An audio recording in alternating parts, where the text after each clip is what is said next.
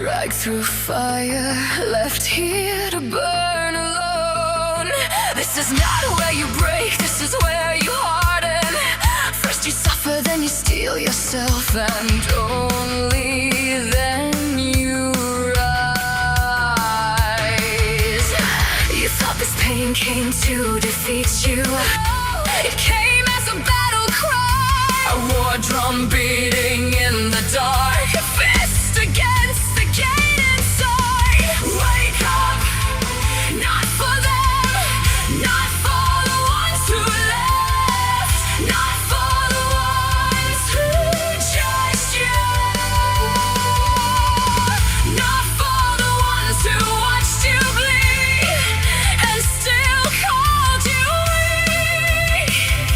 Wake up for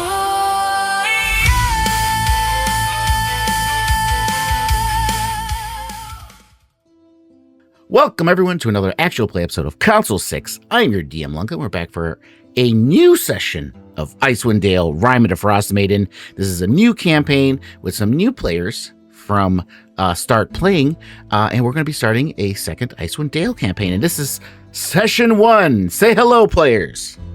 Woohoo! Hello. Hello. Hello. Hey. Before I hop into this, just a brief one, because my preludes are going to talk about your characters and everything, but just introduce yourselves and introduce a little brief thing about your character. Pick names. We'll start with yes. We'll start with Gene. Since I'm on the Go left. in order of yes. Go in order of what's down there. My name's Josh, and I'm playing Casimir from Rashemen, and he's a fighter for now. Okay. My name is Rhiannon, and I am playing a druid. Nice.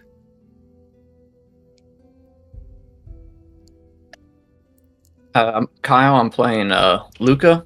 He's a monk from the Yellow Rose. I'm Emily. I'm playing Aspen, a cleric.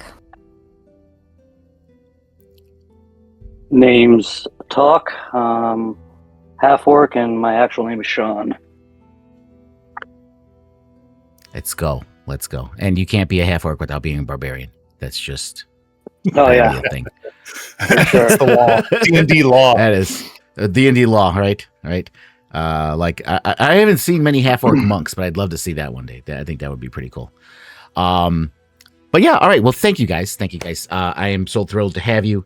Thrilled to have a new campaign going. And just if anyone's watching this too, this group of players actually all know each other, so they all came together as a group to play this new campaign, which makes things a little bit easier for me. So I want to thank you guys for that. Trust me, it makes it when the players all come in together and know each other, it makes things a hell of a lot easier for me.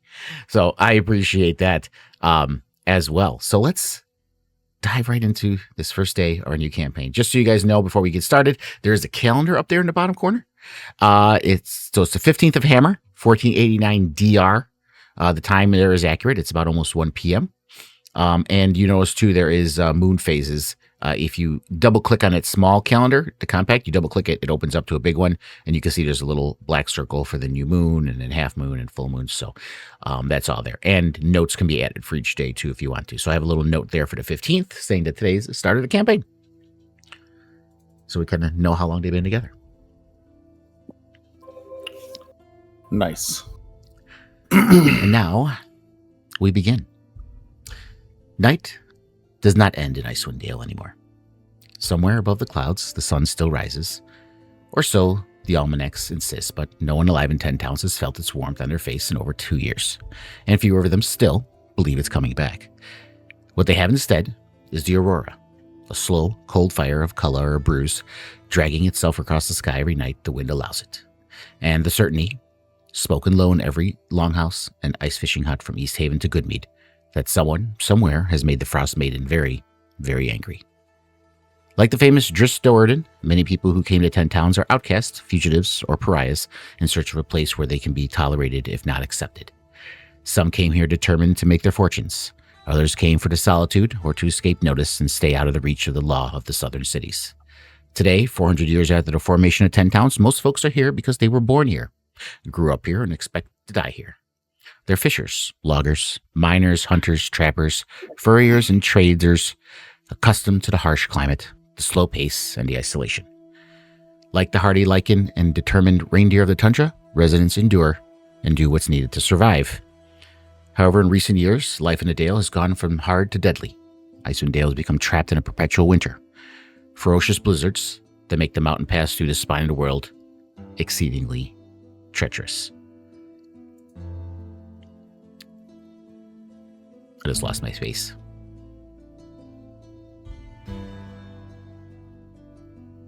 Yeah. In fact, the sun no longer appears over the mountains, not even in what should be the height of summer.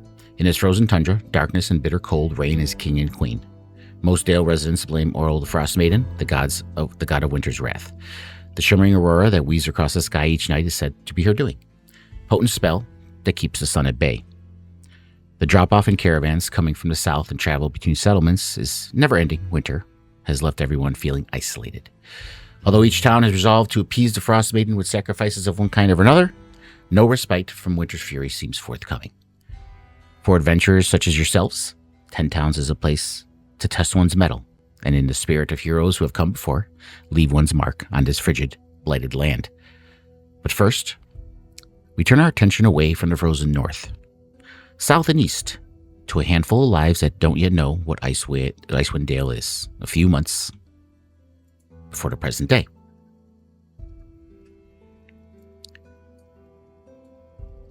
Our story begins on a boat docked in a city far to the east of the Silver Marches, east of the barren Anorak Wastes, even east of Cormanther. This is Sarshell, on the northern coast of the Sea of Fallen Stars. The docks here smell of tar and salt and distant spice, and the ship at anchor is bound west for Westgate, a voyage of several days that will save its passengers a better part of a month over the coast road. Among those boarding is Casimir, a young man whose bearing and features mark him as a stranger for these western waters the moment he sets foot on the gangplank. The kind of face that draws a second glance in every port from here to Sword Coast. Casimir, you offer no explanation for it, and none of the crew presses you for one. You carry yourself like someone already long away from home, with a carved blade at your hip and a purse light enough that you clearly spent most of what you started with just to be standing here. You say little about what you're bound for or why, and only that the road ahead... And why did that jump on me?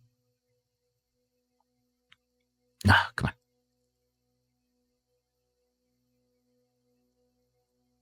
Yeah, only that the road ahead of you is long, and you don't intend to turn back from it. Also booking passage on the same ship as yours, you see a monk in simple red road-worn robes. The calm and patient bearing of his order settled over him like a second skin. A man who has clearly walked a great many miles already expects to walk a great many more. He wears a symbol of Ilmater, the god who endures suffering so that others might be spared. And he too is bound, eventually, for a distant and a land plagued by cold that shouldn't exist. You, Brother Luca, you never knew your parents, only the story told to you as a child, of a monk finding you alone in the snow and carrying you back to be raised within the monastery of the Yellow Rose, high in the freezing peaks of the Earthspur Mountains in Damara. It was there you grew up a follower of Ilmater, the broken god of endurance and martyrdom, taught from your first years that to ease each other's suffering, you must first learn to endure it yourself. Your training was a blizzard of mediations and hauling stone up sheer cliffs in weather that killed lesser men. But where the other ascetics simply endured the elements, you learned something rarer: to listen to them. Wind, snow, sleet, not enemies to be outlasted, but forces seeking their own balance. You became a warrior of the elements, calling key fire into your own blood to survive the cold and commanding the earth itself to shelter your brothers when the mountain turned against them. It began nothing more than a rumor, a pair of older monks trading talk outside the archive doors, a distant place called Icewind Dale, a winter that had simply not stopped ending. You couldn't leave it alone. You went first to the archives yourself, then to your masters, chasing the rumor, though through vast records of weather and the plains kept longer than most kingdoms have stood, until the shape of it was clear. To you, trained to read the elements as a language, this wasn't just cruel weather. It was a pervasion of natural order itself. Fire should melt ice, water should nourish the earth should ground the wind, and always cycles should turn.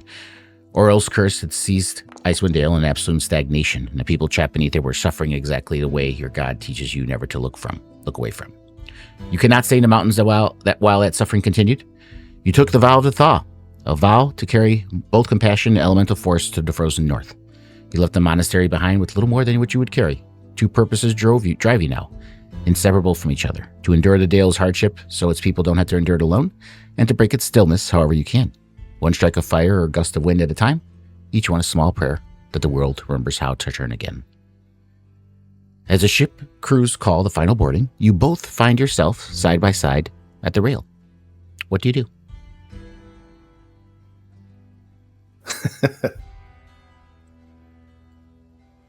I'll look over to this monk and I'll say, good day. You look like you're on a journey yourself. Yes, I'm heading to colder weather. Indeed, so am I. Whereabouts in this world are you heading? Place very few travel, north of Luskin. Place called Icewind Dale. Ha! Surely this must be a joke of the gods. That is exactly where I am going as well. Huh. What are the chances of that happening? You wouldn't happen to serve one of those trickster gods, would you? No, I do not serve a trickster god. I follow...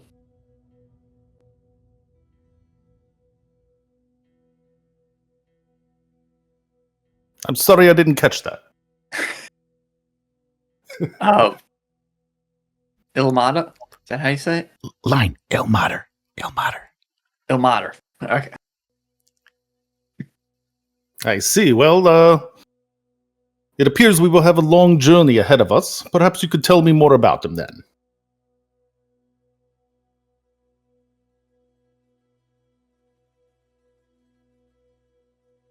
Yes, we got quite a long journey ahead of us. There'll be ample opportunity to talk. The name And is indeed- Casimir. I am Brother Luca. You can just call me Luca. Indeed, Luca. I'm sure we will be good friends. Yes. And indeed, you did have a lot of time to speak. For what followed was months for both of you, not days. The ship carried you only as far as Westgate. Everything after that was road. Long coastal route, north along the Sword Coast, shared fires, shared watches, and the slow, wary trust that grows between two strangers who've decided, for reasons neither of you fully explained to the other, that you're both walking towards the same far-off cold.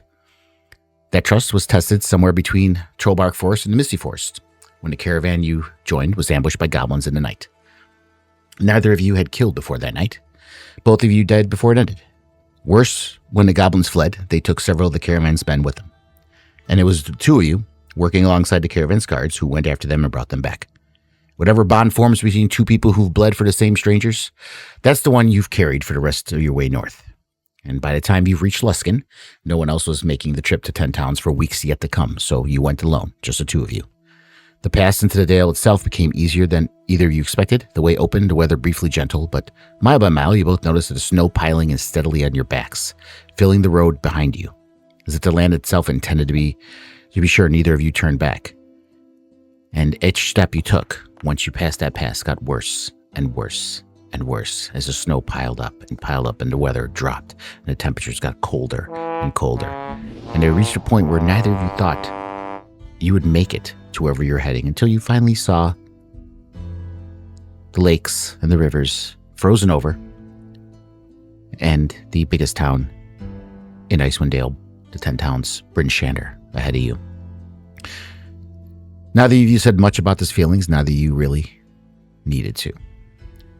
That was 2 months ago. Tonight is the 15th of Hammer. New moon over Bryn Shander. And let's open up a map of Bryn Shander here. New moon over Bryn Shander, which in this town means only one thing: the lottery. Somewhere before nightfall, names will be drawn, and whoever's name comes up will be stripped bare and given to the cold in Oral's name. 2 months is more than enough to be counted as a resident, and residents go in the drawings, same as anyone. Neither of you has said much about it today, but neither of you has stopped thinking about it either. Right now, though, there's something else in the evening's agenda. Casimir, you have arranged to meet with a shield dwarf named Otto, an old weathered sort who's taken an interest in some rare stones he's been quietly asking about. The bell that calls the town to the lottery hasn't yet rung. There's still time to sit by the North Looks Fire, the inn in Bryn Shander, and have a drink and see what the dwarf actually knows. With that particular dread sitting low and constant in both your guts the whole time, the way it does on a night like this. So let's head over to the North Look Inn. And I should have this set to where even if you don't have a token, you should see it. Once the map loads, let me know if everybody can see the North Look. Yep. Yes. You all see it? Yeah. Okay, cool. Mhm. All right. Your tokens are both inside there already, Casimir and Luca. And Otto is right over here, sitting at the table. I leave it to you. This was a prearranged meeting that I already knew Yep. that he's expecting me. Okay. Yes. Okay, I'll go and sit across from him. Oh, I can't move. I paused.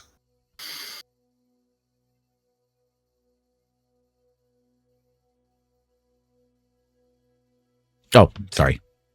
That's okay.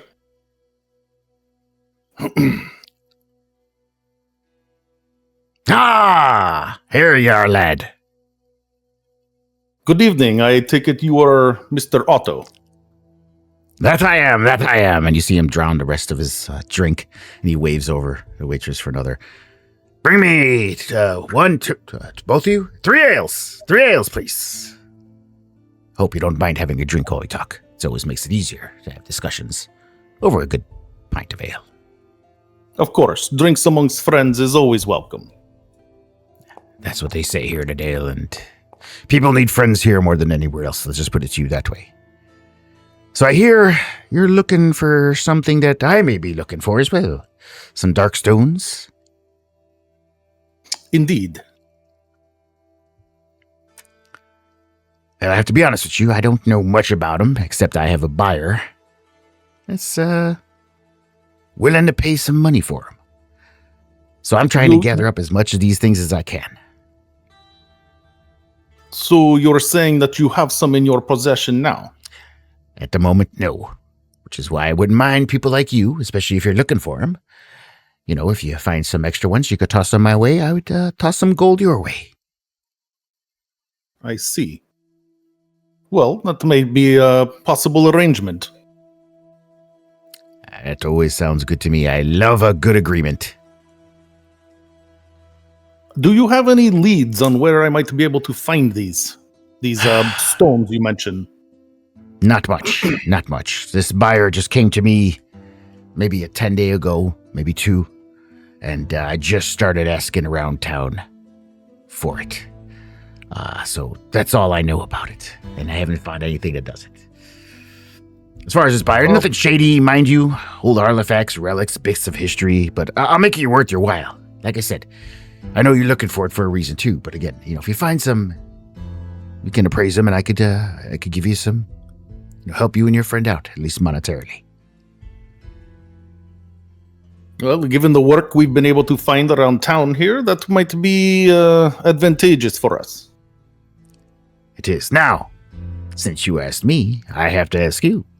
Do you know anything about these stones? Unfortunately, I have very limited knowledge. I am on a personal journey, so to speak, to learn more about them and bring that knowledge back to my people. I see. Seems noble enough to me. Nothing I'd want to get in the way of. But, I've heard some stuff about it too, so just be careful if you can with it. Say it's black crystal, dark as a cave's heart, and it hums a bit when you hold it. In case you haven't heard that, maybe that'll help you find some. Interesting, thank you. 'Tis my pleasure. I'm always here at the North Look. I've seen you two here before too. If you don't see me when you show up, eventually sit around long enough, you'll see me here. Well, I appreciate it, but I have one parting question, if I may. Yes. Is there anything of particular interest you can tell me about the buyer? I like to keep my personal business personal. Anonymity, you know. If the buyer doesn't want their identity known, I keep that confidential. Of course. I do not mean to circumvent your business ventures. I just simply thought perhaps they know something about the stone that we don't. Next time I speak to them, perhaps. I can ask. I could ask next time I speak to them. I say this: they're not from out of town. They're from Icewind Dale. So I see. Well, let us do business, and perhaps it can be a future possibility. that sounds like. And just as he puts his hand out to shake your hand, you hear it. The bell starts to toll over Bryn Shander's rooftops, low and heavy, impossible to mistake for anything else. You both know that the lottery has begun. And with that, we will leave Casimir and Luca for a little bit here at the North Look. And we will turn our attention elsewhere. The scene shifts almost 2 months ago. We find ourselves to the south, to the pleasant woods of Neverwinter Wood, a forest of a few leagues east of the city of Neverwinter. Pleasant is how it looks from a distance, at least. Travelers who actually walk beneath the canopy say a fear lives there that isn't natural, seated by whatever's made it home under the canopy since the spell plague tore a hole in the world and let the Feywild come pouring through.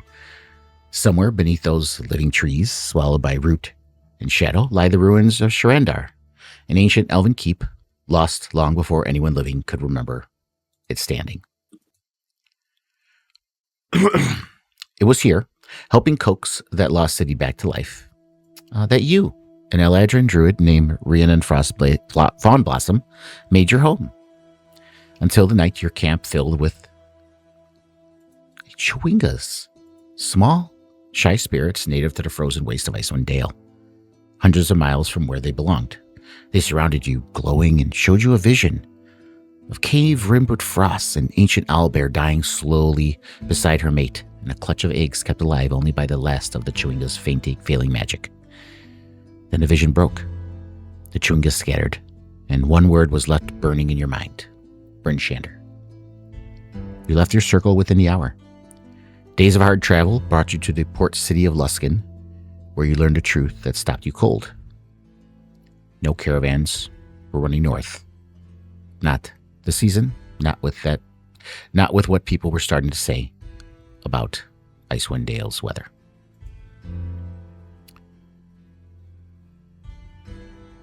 You walk through the streets of Luskan, and the street you're on leads to the Cutlass Inn.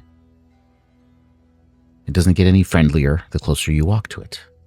The lantern light here is dimmer, the puddles thicker, the shapes in the doorways less inclined to look up at you as you pass. You hear the Cutlass before you see it, raised voices, a lyre being played somewhere who clearly stopped caring about the notes a long time ago, and underneath it all, that low, constant murmur of a room too full of people who'd rather be somewhere else.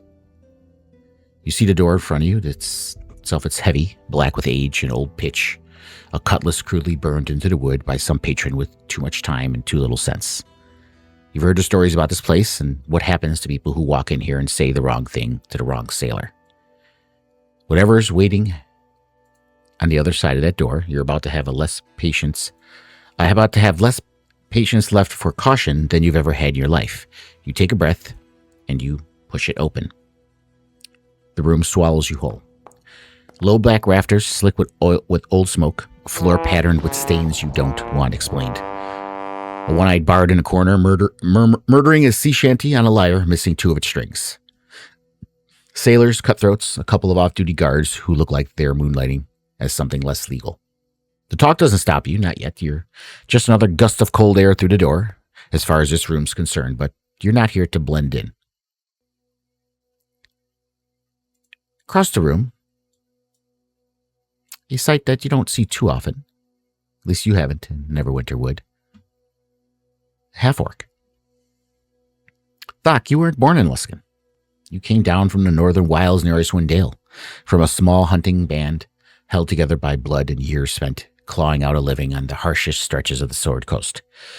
Leading them was never something you wanted. You weren't the oldest, you weren't the sharpest, but when your leader went down and no one else moved, you did, because someone had to, and you refused to watch what was left of your people scatter and die apart. You wore that responsibility the only way you knew how, quiet and always positioned between your people and whatever came for them. Then the everlasting Rime settled in. Game vanished, and the cold stopped behaving like cold should. And no matter what you did, no matter how you positioned yourself between them and the world, your people didn't make it. You did. That's a debt you've never figured out how to close. You never wanted the weight of leading them, but it was yours all the same, and their debts still feel like a bill only you're left to pay. You left the north behind after that, and you landed in Luskan, scraping by in the only things you've ever been good at, tracking, hunting, and renting out your size and greatsword to whoever could afford it. You told yourself the north was done with you. Apparently it wasn't. Tonight, that same work has brought you to the Cutlass Inn, nursing a drink at the bar, half listening to a room the way you always do, more habit than interest. Then when the door opens and an elf walks in, out of place enough in a room like this, that's half the tavern clocks before she said a word. You've seen this shape before. A stranger walk into a room that doesn't want them, about to ask for something nobody in here is inclined to give for free. And you know exactly how it usually ends if nobody moves. Rhiannon, you have just entered the Cutlass Inn. Thok, you see her. Rhiannon, I hand it off to you. Okay, looking around the room, I'm going to slowly try and start talking to people, but they don't seem to be paying me much attention. Move on. I will kind of walk myself to the center of the room, and I'm going to loudly say, I'm looking to go to Icewind Dale, and I need someone brave enough to travel with me. I am willing to pay. You hear all the talking. It's loud in there, right, as your voice raises above it. And suddenly, the entire room goes silent. The lyre stops playing. Everything just goes silent. And they all look at you. It feels like an eternity. And then everybody starts laughing. Loudly. And you hear one weathered old man, bald, with a patch on his eye. Well, would you look at that? Feywild's finest wandered into the Cutlass Inn like it's a garden party. You need somebody stupid and desperate, you mean, not brave. Nobody's brave wants these parts of Icewind Dale. Not with what folks say is crawling around up there these days. Well, I think that anyone willing to go up there would make them brave, considering the situation. Clearly, you're not equipped to fulfill that. Is anyone else here willing to take me to Icewind Dale? You see a particularly large man sitting next to him, who apparently appears to be this man's friend. You see this chair scrapes back hard, mug slammed down, hard enough to crack the handle. And he stands up and he gets pretty close to you. You've got a lot of nerve, elf, talking to him like that in our own tavern. This is a Neverwinter, sweetheart. Folks up here don't lose fingers apologizing for it after.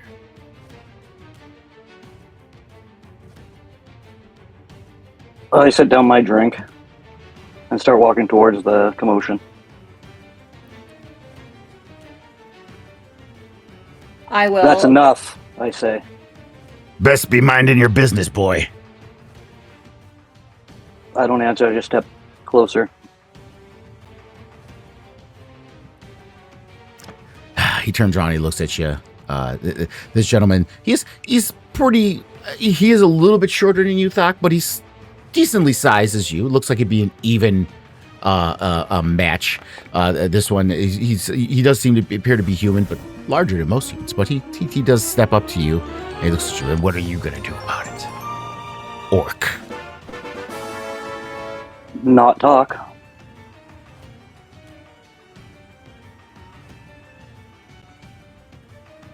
And he just And I stares just at you. I just go closer to him, making sure that I'm putting distance between him and Rihanna. Give me an intimidation check.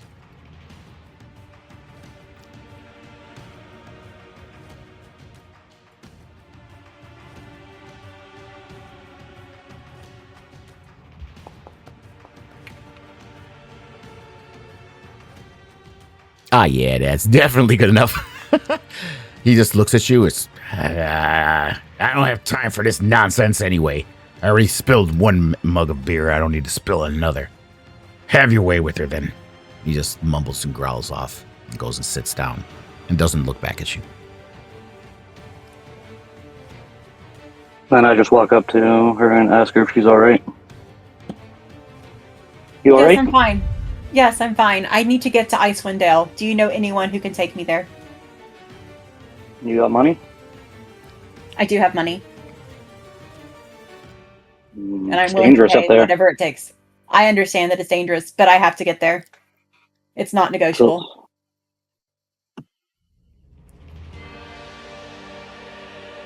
I do know the roads. I guess I could take you. Can we set out today? Time is very important to me.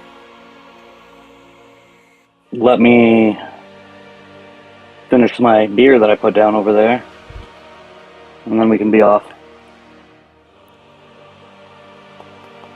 Perfect. I don't believe I will be waiting in here any longer, so I will meet you at the gate. No, you're staying with me. You are safer with me. Excuse me?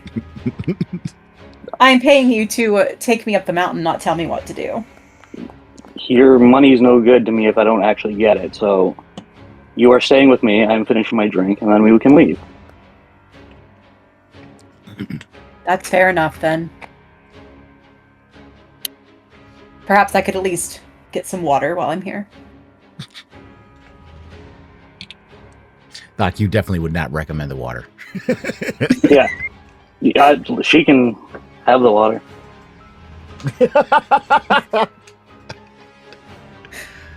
All right, they bring you a glass of water. It is the brownest water you've ever seen, Rhiannon. I will just politely pretend to sip that and put that back down. As she goes to lift it to actually do it, I will stop her from actually doing it and say, "Don't drink that," and put it back down.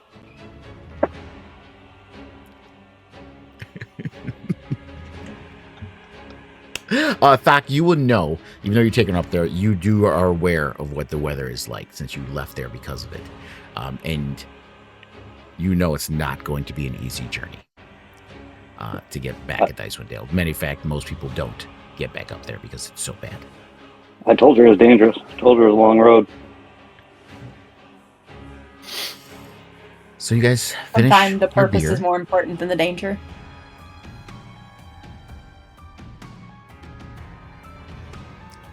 Doc finishes his beer. Rhiannon does not finish her water.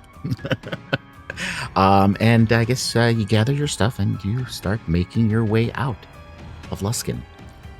Luskan's gates close behind you. The Sword Coast starts stripping itself bare. Green gives way to brown, browns give way to frost, and frost gives way to white that doesn't end. The 10 trails shouldn't be 3 weeks of hard travel to Bryn Shander. The 10 trails should be 3 weeks of hard travel to Bryn Shander. It isn't. Whatever's happening in Icewind Dale, and by now you've both heard the rumors, a winter that won't break, a sun that won't rise, it's reaching south to meet you. Storms come in off schedule and linger too long. The cold gets into your boots and stops leaving. 3 weeks stretches to 4. Once, through the wall of driving sleet, Rhiannon, you catch sight of something small and glowing. Another Chewinga. Its tiny arms outstretched, urging you forward. You blink and it's gone, swallowed back into the white before you can be certain you saw it at all. Doc, somewhere in that stretch of white, you look over at your traveling companion. You realize she isn't quite the woman you walked out of the cutlass with. Her hairs blend from autumn's gold to a stark, icy white. Her skin's gone pale and cool as the snow around you both. It should look like the cold's beaten something out of her, but it hasn't. If anything, the worse this land gets, the harder the wind bites, the longer the dark stretches, the more her jaw sets. Like she's already cataloging everything out here that needs fixing and isn't in the mood to wait for permission. She hasn't stopped talking about the eggs once, and you get the sense she isn't going to. And then after what feels like it might never end, a hill, a wall. Bryn Shander rises out of the tundra, like something that refuses to apologize for existing. You're glad you're here because many times during that 4 weeks, there were times, Stock, you thought that one or both of you would not make it. There were some dreadful nights where you hoped you would not see her breathing has stopped during the cold. But somehow through it all, you guys made it. You look at it, rising from the tundra like something that refuses to apologize for existing. 30 feet of timber and packed earth, lanterns swinging on their chains in a wind that never fully stops, throwing broken smears of orange light across the snow that's forgotten what color used to be. The gates are shut, as they mostly are these days, once the light starts dying, which this far north, under Oral's Rime, might mean an hour. It might mean any hour at all. The guard in the walkway spots you both before you're close enough to spot her, and the gate groans open just enough to let the two frozen travelers through. Her eyes catch on Thok half a second longer than they do on Rhiannon. A half-orc is in common sight this deep in human territory, and 10 towns has buried too many of its own to militia raids, and worse, to wave off a green skin and tusk without a second look. She doesn't stop you, but you notice that she watches a beat too long before she waves you both through.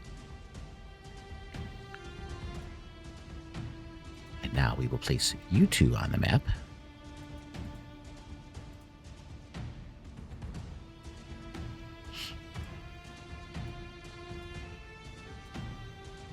You guys have entered Bryn Shander, and coming through that gate, the first stop you see a lighted up, cozy, happy-looking inn with a sign that says the North Look just up ahead. I hand it off to you.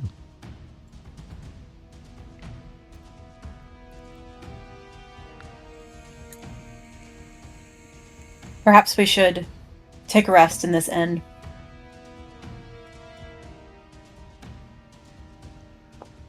Yes, let's go check it out first. I want to make sure. Have you never been here before? I have, but it's been a while. Like I said, or didn't say. It's down over here. I didn't want to come back here. Where is it? Down here. Okay. Perfect. Starting I'm to just question checking out. your tour guide. I'm just getting a lay of the land. I told you I'm checking it all out. As you guys get here, I'll move you a little closer here, Rhiannon. Yeah, I'm sorry, I couldn't move anymore. I had to pause it before Thok went inside. As you guys arrive here, you may be 40 feet from a low building with warm light bleeding out from its shutters, and the smell of wood smoke and something roasting that your stomach notices before your brain does. When you see 3 bundled shapes peel off from this shadow of a grain store and stumble towards you. Snowshoes on their backs, ice picks fastened to their belts. 2 of them bearded under the frost. The one in front, let's get a picture of Haruna up here.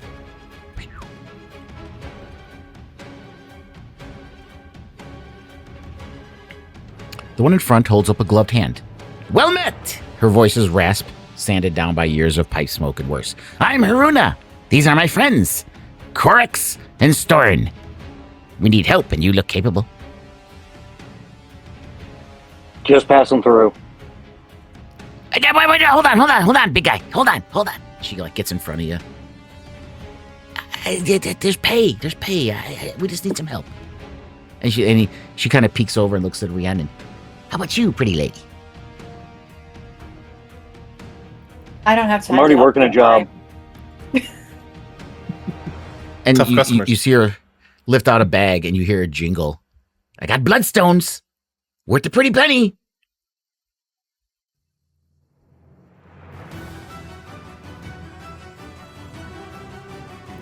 I'm saying no. We are already on a mission. We do not have time to help you. I'm sorry. Bah! Obviously not from the Dale. Like I said, just passing through. Yeah. She just grumbles and turns back and looks at her friends. And you hear them mumbling something about outsiders don't understand the hospitality of the Dale.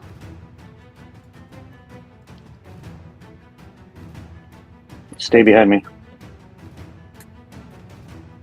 And just before you enter the door, You know the Northlook is only a few more steps away. And right now, the warmth wins every argument, but you don't make it those last few feet before the world changes pitch entirely. Somewhere behind you, a bell begins to toll. Slow and heavy, cutting through the wind. Whatever conversation was happening inside the Northlook stops dead.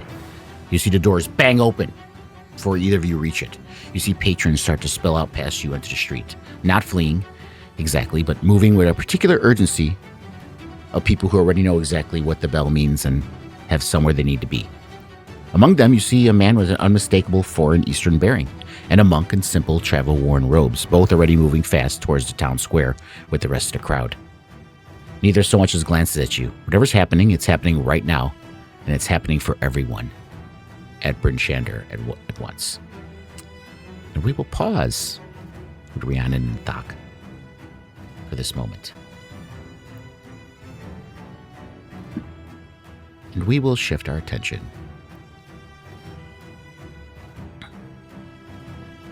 Come on. There it is. To the We'll star. shift our attention one more. It's got to get her own prelude, right? We gotta hype her up. Yeah. The scene shifts once more. And my button's not working, so let me do it manually. There we go. Scene shifts once more, back to Luskin, but much farther in the past. Over 30 years ago, where a much younger Aasimar named Aspen Halvard resides. Aspen, this is your home.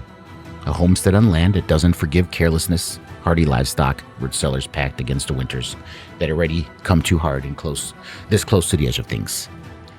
Your family has survived for generations, but never once assuming the cold will be kind, and work you know in your bones before you know much else. Mucking stalls before dawn, hauling wood, learning which travelers stumbling in off the road need warming and which ones need watching. You've grown up believing without ever being taught in words that surviving winter is itself a kind devotion. It's an unremarkable evening, cold in the ordinary way rather than a deadly one, when you hear it. 3 measured knocks at the door, evenly spaced, the kind of knock that expects to be answered rather than hopes for it. Your father goes to the door first, out of habit more than caution. Taking in travelers this close to the edge of nowhere is simply what your family does, the same as mending a fence or salting meat for winter. Whoever ends up at your doorstep, half frozen, you feed them, you warm them, and if the roads are bad enough, you let them sleep by the fire until morning. It isn't kindness exactly, it's just how things are done out here. Tonight, it's a woman standing in the doorway. Snow settling on her shoulders she doesn't seem to notice, wearing the white of Oro's clergy so plainly it takes a moment to place her as clergy at all. She introduces herself as Sister Sigrun Frostvale. She doesn't ask to come in, so much as wait patiently for someone to say what both of you already know is coming. Your mother waves her towards the fire. There's stew enough to share. There always is. And for a while, it's an ordinary night. The stranger eating quietly, asking polite questions about the homestead, answering a few more of your family's own.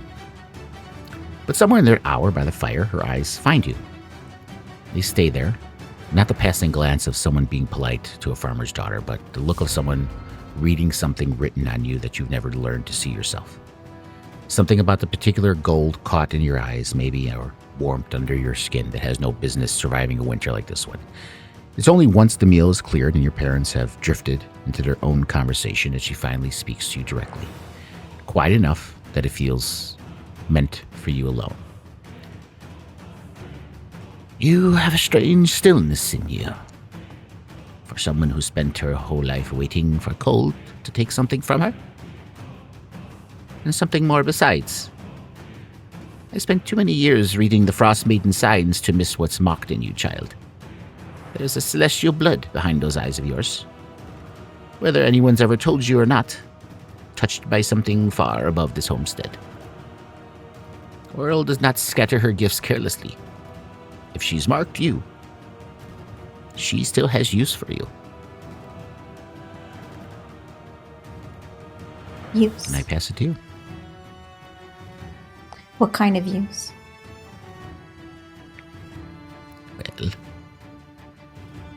Oral is always looking for people loyal to her cause. People who understand what she is and what she brings. She's winter itself, given a voice and a will. Not an enemy. Your enemy is the notion that winter owes you a spring. She owes nothing. She simply is. There's a mercy in that. I think you understand that, don't you? I do.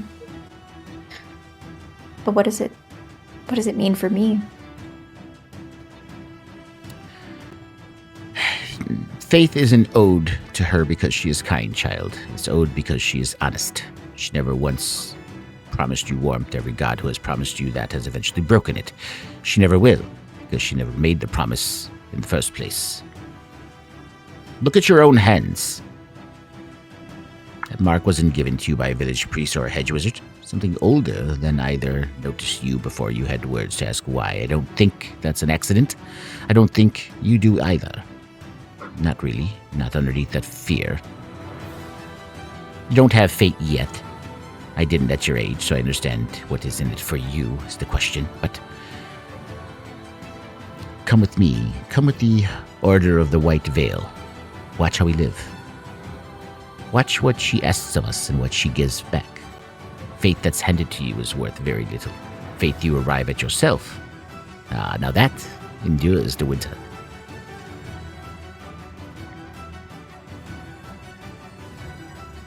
I look down at my hands, contemplating Sister's words. All right, then. Shall we leave now? Have you heard of the Order before? Do you have any questions about the Order? Well, as long as it means survival through winter, that's all that matters to me. And she smiles. Good answer. Good answer, child. And what followed were years, not seasons. You left the homestead behind and gave yourself fully to Oral's clergy. Tending shrines too remote for anyone else to bother with, guiding pilgrims through storms that killed less careful guides, learning sermon by sermon that sacrifices was simple to the toll the world charged for survival. You believed it. For a long time believing it cost you nothing as you are Sister Espen Halvard of the Order of the White Veil. Sister Sigrun didn't simply recruit you and move on, she brought you with her. North on the long road to Bryn Shander.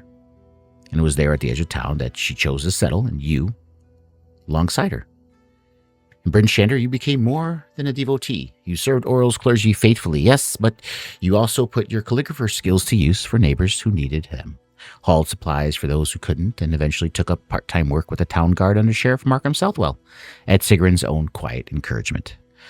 It was through that work that you came to know Hiln Trolbane, a retired bounty hunter with no patience for religious hand-wringing and even shorter one for incompetence. And the three of you, Markham, Hiln, and you, settled into a kind of friendship that outlasts almost everything this far north. Sigrun didn't live to see what your faith would eventually cost you. She was already an old woman when she brought you north, and by the time that long winter came, she'd been gone for many years. Whatever she believed you were becoming, she never had to watch it come apart. And then Oral cast Icewind Dale into perpetual night. At first you didn't question it. The Frost Maiden's faithful had always taught that her cruelty carried purpose, and this surely was only the harshest lesson yet. But months became years. Children starved. Caravans stopped moving at all. Neighbors who had once shared what little they had began hoarding it at a knife point instead. And when the church's faithful were instructed to encourage the very worst of it, the fear, the submission, and finally the blood, something in you that had held for 30 years quietly began to crack. You didn't run. Guilt over the people of Bryn Shander wouldn't let you, and neither would your loyalty to Markham. So you stayed, helping the common folk in whatever small ways you safely could, while continuing to serve in public exactly as devoted as you'd always seemed. You kept wearing Oral's symbol, you kept volunteering as a guard on lottery nights, and in secret, in a journal no one else has ever read, you began writing down the name of every single person the cold has taken by the town's own hand. Now, in the present day, let's move ourselves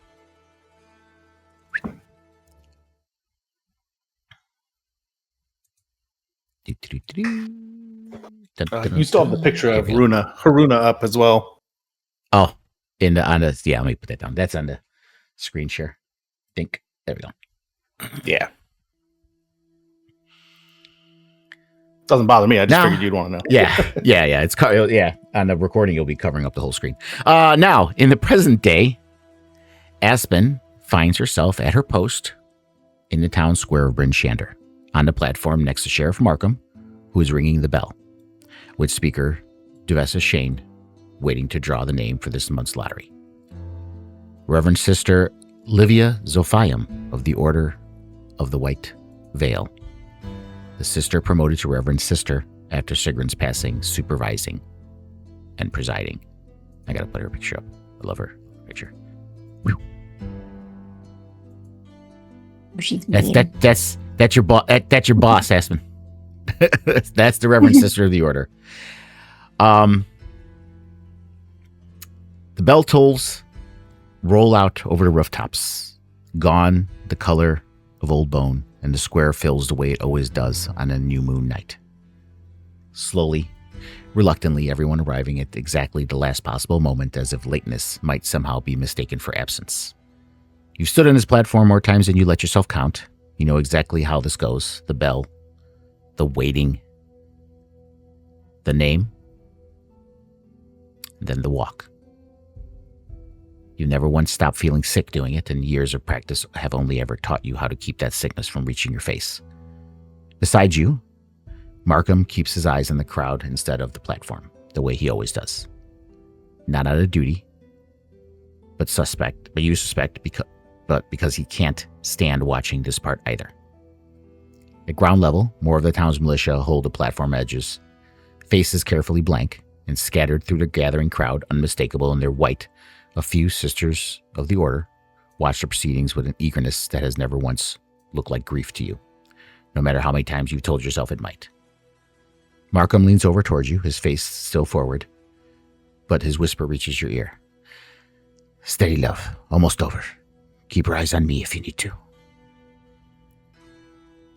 It's into this crowd you notice their four faces. A man with unmistakably foreign Eastern bearing, a monk in road-worn robes, moving fast and drawing curious glances. Men you've seen about town the last few months, but not really have interacted with much. Not far behind them, an Eladrin druid with hair gone stark white and a half-orc at her side, pushing through the presses of bodies to see what all of Bryn Shander has stopped to watch. Speaker Duvessa Shane. Let's pull her up.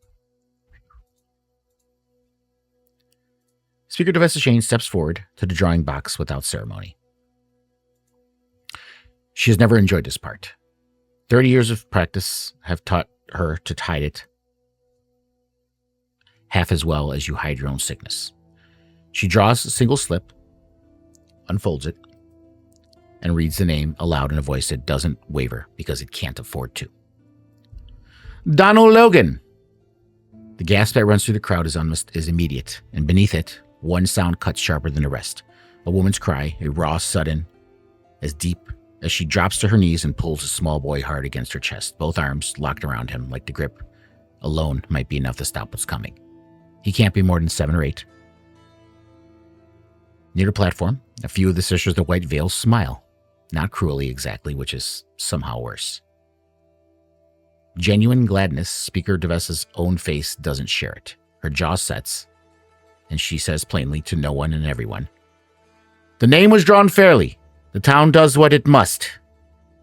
Whatever she feels about that, she doesn't let it show. She nods to Markham, and after the smallest possible pause, he nods to you. The signal, same as always, for you to step down, take the boy from his mother, and escort him to the post outside the walls. What do you do? Husband looks at Markham, and she refuses to move. Her hand You're is murmuring. sort of Oh, sorry. wavering. Her hand is wavering, holding her wielded items, and she seems frozen in place.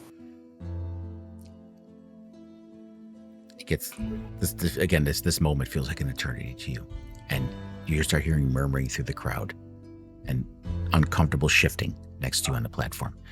And Markham kind of quickly comes over to you. He just smiles like everything's okay, and he leans in against you. He's like, "I know you hate this as much as I do. We get through it the same way we always have. Together, one more time." She gives him the smallest shake of her head. I can't do it. Not a child. Not this time. And you see his face kind of fall. It's you know him well enough. His reaction is in shock. It's not surprise, but you see a man watching a fracture he's kind of quietly expected for years finally give way. And you kind of see a half crooked smile, and you hear him say to himself more than to you or anyone, "There it is." And Sister Livia Sophiam turns to you. Firm look in her face. And her voice, when it comes, does not rise. If anything, it drops. Softer, more exact, and far more terrible for how calm it stays. "Sister Aspen Halvard, you stand upon a platform, your own oath consecrated to the Frost Maiden's justice, before the very flock you swore, for witnesses, before your goddess, to guide you through her mercy and her wrath alike.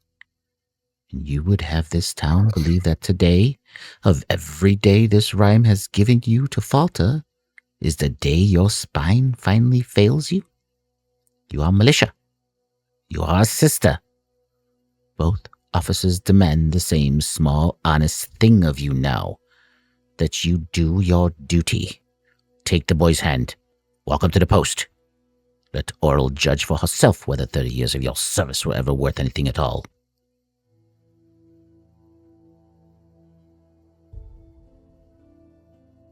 Aspen tries to keep the shaking from her voice. Sister Livia, you know that I have served Reverend Sister. Best remember that. Reverend Sister Livia, please. I have served faithfully. She tries not to raise her voice, but her emotions are getting to her. I have served faithfully for many years. I refuse to believe that this is Oral's will. It has been over a year, and nothing has changed. Blasphemy! She raises her hand. And she is going to cast command on you.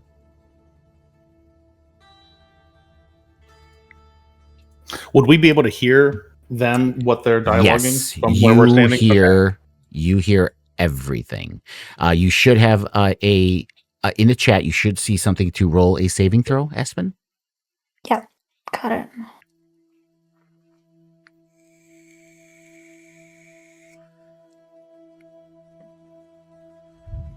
I do have proficiency, so that means I have advantage, correct? It'll Sorry. No, it doesn't give you advantage, but if you it automatically calculates it. In the chat, if you click it, it'll automatically add your modifiers and everything to it. Okay. So you do fail the saving throw, and she looks at you on your knees as she gives the grovel command. How do you respond to this as you go down?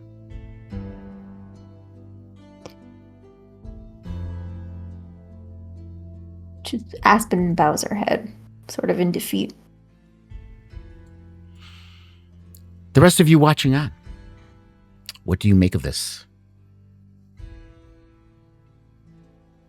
Backtracking just a little bit in time, when the child is in the crowd, you said, and the mother. Yes. The boy, They're the boy, one of the mother. these. one of these people Sure. out here. I don't. Yeah. But once it becomes like obvious, because I don't know names in the town, but once Casimir sees that it's a child, he kind of says, not loud enough that everybody on the stage would hear, but everybody around him would hear, "This is inhuman." Livia turns. Who speaks? Who dares speak?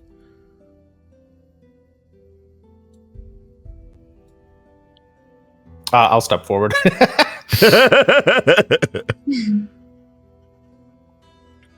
Southwell, your men better do their jobs. He looks kind of worried as he sees Aspen on the ground.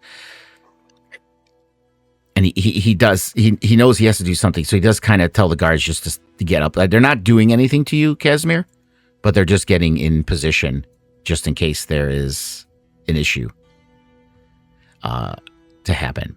But at the same time, Sister Livia also nods, and you see her priestesses come up as well. And you are? Who are you to say anything?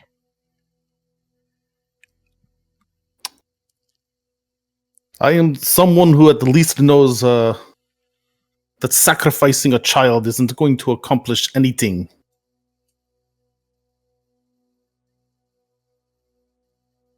You are new here, aren't you?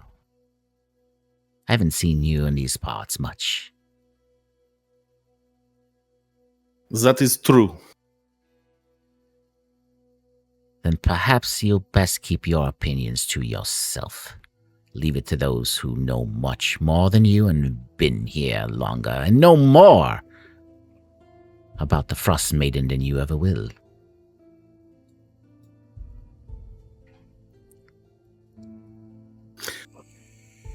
Where in the crowd roughly would like the kid be? Maybe. Just curious. Distance. We will say yes. We will say is this woman right here holding the child? Okay. Sorry, are you still going, Casimir? I'm done. Sorry. I step up and say, you guys have been doing this for what, a year now? From what I've heard, conditions have only gotten worse. How has this done anything to appease your goddess? How do we know it's not a trick by Malor cultists that whispered these into someone's ears to weaken Bryn Shander to destroy yourselves from within? As he says that, I whisper. I'm guessing like there's a commoner within 10 feet of me. There's a bunch of people here. I telepathically whisper in their ear, "It's a trick." Give me a persuasion.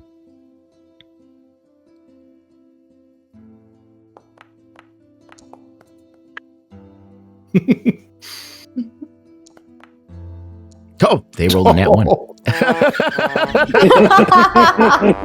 Wow. Yeah. First one of the campaign. Yep. Yeah. At least it wasn't one of us.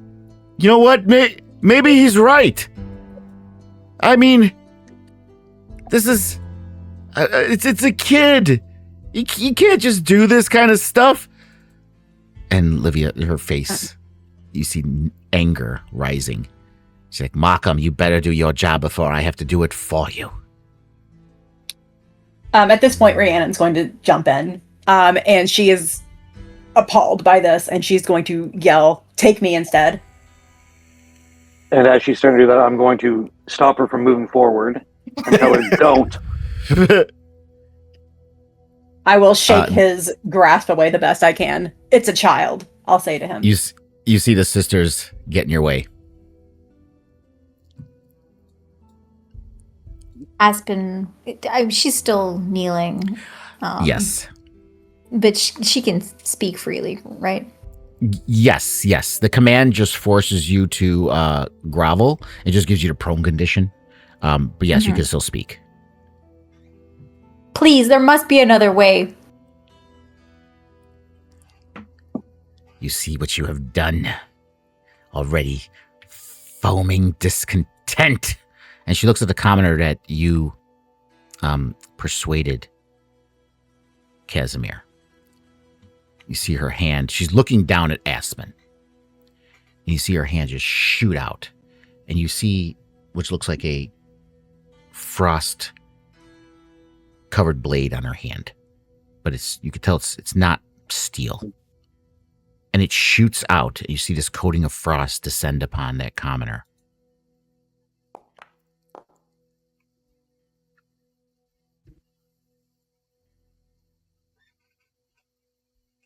And he drops dead. How many more have to die because of your insolence? One child versus everyone you have discombobulated. Mr. Reverend, this isn't right. People of Bryn Shander, you know me. You know the conditions we've lived in. Fight back. Do something. She pleads with the rest of the commoners. Give me a persuasion check. This one will be at disadvantage, though, because you are groveling. Not a very convincing sight, I guess. Yeah, this one I did as a DC. It would have been at least a 12. So, yeah, they kind of just, you see them all shaking their heads. They just saw one of their just get killed. They're like, I'm not going to be next. Yeah, even Casimir's shaken by the show of force. Yeah. And she does look down at you. Poor Aspen. She looks down at you. And she's going to cast Bane on you. Just kind of an insult to injury, in case you want to try anything. So you have to do a charisma saving throw. Good lord. Okay. Do I have any tools at my disposal here? Tools as in? I don't know. A pencil I could put through her eye? The gravel, the command. Let me see how long command lasts for again. I think it's only a turn minute. technically, but it's a turn. Yeah. for RP So purposes, it needs to be longer. we'll say after as she casts the Bane on you, the command is wearing off, which is why she's casting Bane on you. And do I have any that's just a normal, or am I also at disadvantage if I'm prone? Well, the prone doesn't have any bearing on the check. So it's just a regular charisma saving throw. So you can just click on it as a normal roll. So you feel her curse go into you. Just, this is more of an insult than anything. Because Bane, as the spell does, it just gives you on attack rolls or spell throws, you have to subtract a d4 from your attack rolls or saves. So this is more just like weakening your resolve kind of spell is what she's doing here. Yeah. Humiliating you. Stay down. She knows her command spell is wearing off, but she's expecting obedience at this point.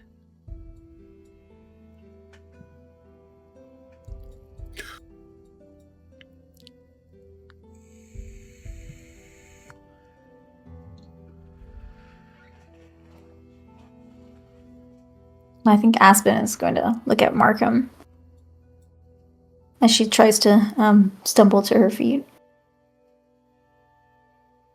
He shakes his head, and you don't need a perception check for this. You see that he's hating this, obviously, and he is. If he could, he would stab this bitch in the face, but he knows he can't, and he knows that you're in an impossible choice right now. And it's one you have to make yourself. And he will love you and care for you as he always has. But this is a choice you have to make. He can't do it for you. They didn't take Rhiannon up on her offer. No. They're still interested in taking the That's child. That's why those sisters walked up in front of Thok and her, kind of like blocking their way. Got it. I'd step up farther. And I say, so now you're just murdering random people for speaking their opinion? And I speak directly to the speaker. Say, speaker, I bet it was this sister, so-called sister, who suggested you should start sacrificing people. Maybe it was all just to satisfy her bloodlust for killing people.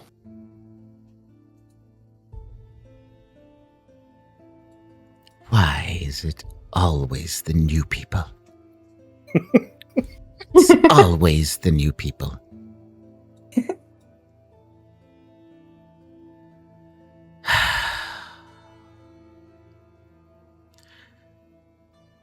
I've had monthly visitors that have lasted longer than you've been in this town, boy.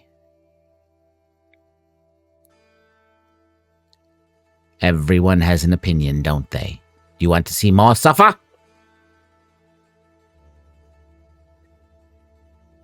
That will not be necessary. And I will say to Luca telepathically, she's too strong. We must find another way.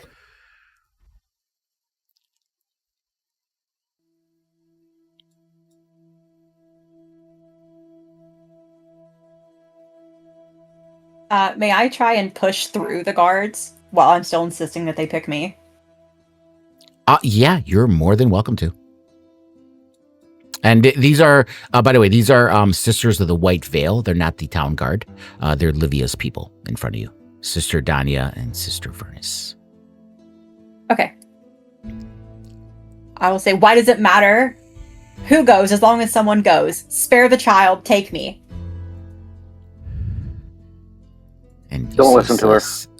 Sister Furnace. They don't want you. They want him. That is what the lottery is for. Best shut your mouth now.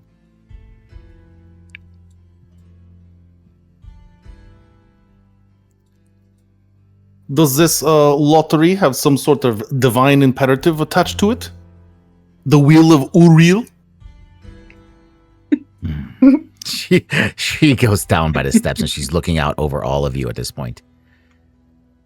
Again, with the questions. I am Reverend Sister Livia Zophiam. I am the word of Oral in the north. You do not have to praise the goddess if you wish not to. It is your choice. But dare not question me on what needs to be done. Do you want to be next? Do you want to be the next victim of the wrath? Or just accept the judgment as it came?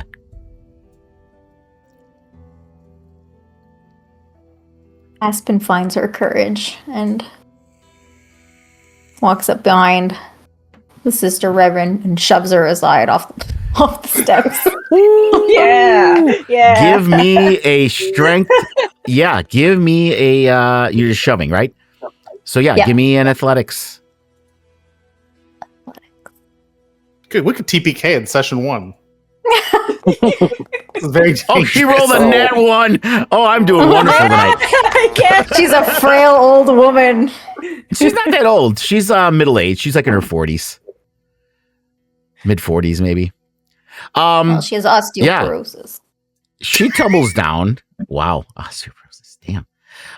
She tumbles down. We'll give her some fall damage. And she's like, the insult. And yeah, you guys are going to an encounter. Oh no!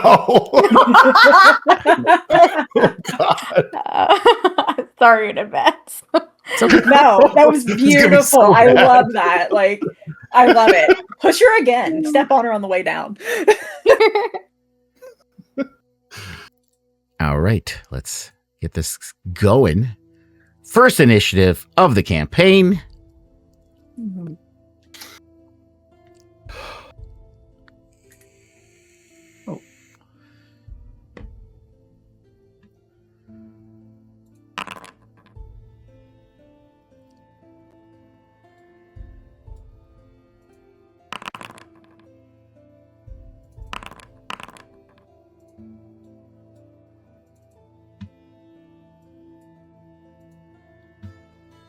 Okay.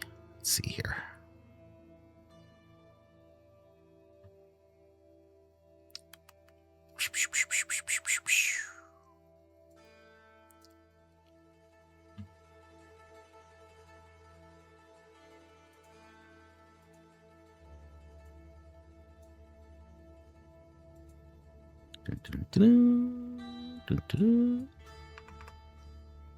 Why has it got to do that? Okay.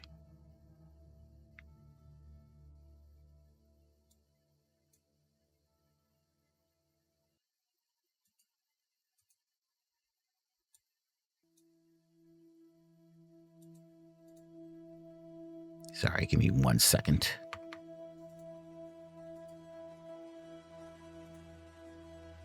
Okay.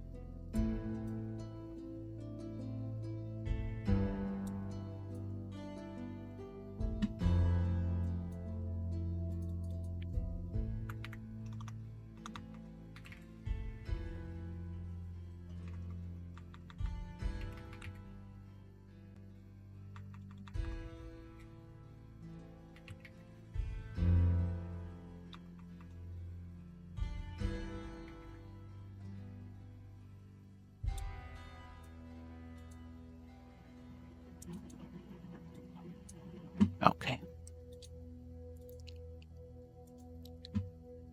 All right, let's get this party started. Luca, you have first move. And the only people who are who are fighting you are the two sisters and Sister Livia. So these three. Quick question. Being a human, do I start with inspiration or would I just get my first one on our first long rest? What inspiration? For being a human. I get Yeah, heroic. Is that a 2024 thing? Yeah. Yeah, I actually have to look that up. Jesus. Yeah, every long rest they get it. So like when he woke up in the morning, he would have it. Oh yeah, you have it then. Yeah, you have it. Yep. Just want to make sure, double check. And yeah, you know how to keep track of it. You could just hit that little star next to the one. Yeah.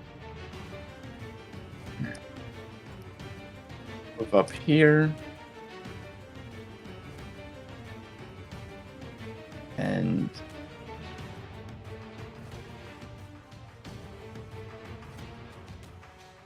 punch.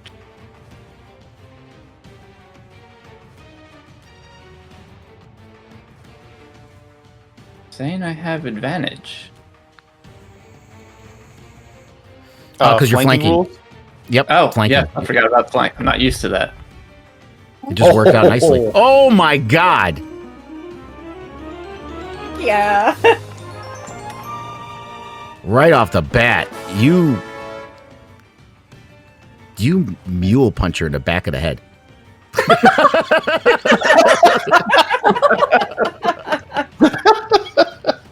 And I'm going to use my bonus action to make another unarmed strike. Now I'm going to ask this, especially since it's early in the campaign. Is your intent to kill, or are you looking to disable? Just disable her. Okay.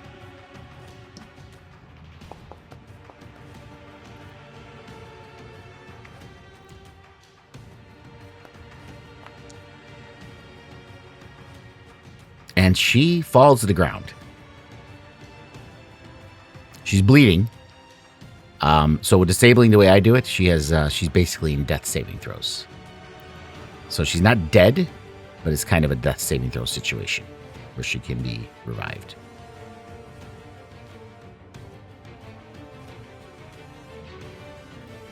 And it's my turn. Okay. Casimir. I'm going to Is Sister Livia? She's prone right now. Yes, I would say she's prone. Let me put that in condition.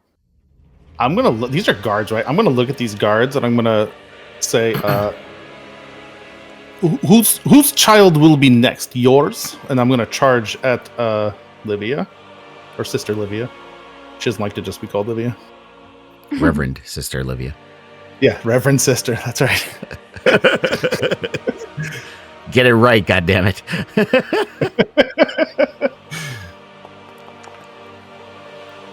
Nat 20. You Oh my guys, goodness. you're killing me.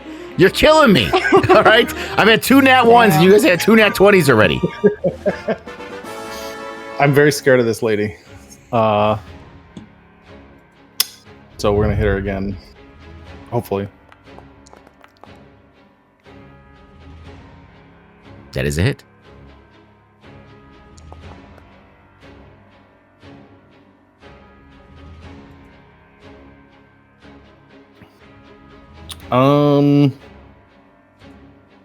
And yeah, that will be my turn. Hopefully, Okay. Hopefully, we'll get some help. Barely injured. We don't want to talk about that.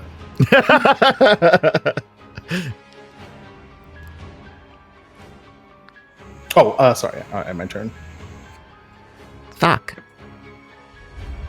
Okay. For now, I'm just going to grab the person in front of me and just kind of grapple them a bit. So an unarmed strike on them, as you would say. And actually, let's shove them prone.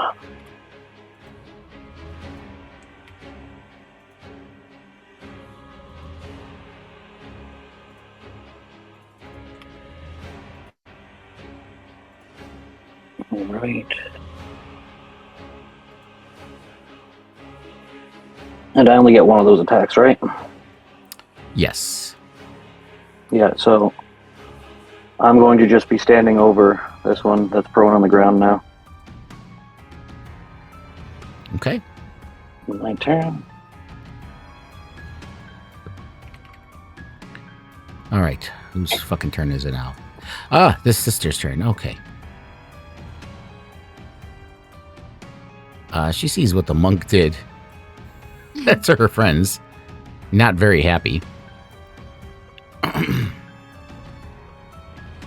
And she is going to...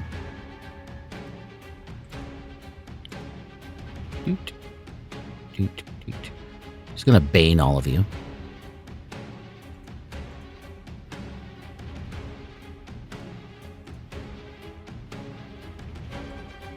You all should have saving throws.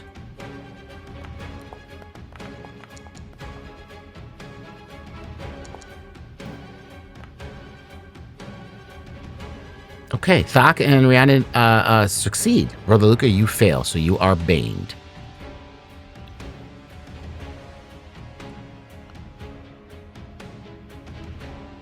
And that will be the end of her turn. Aspen.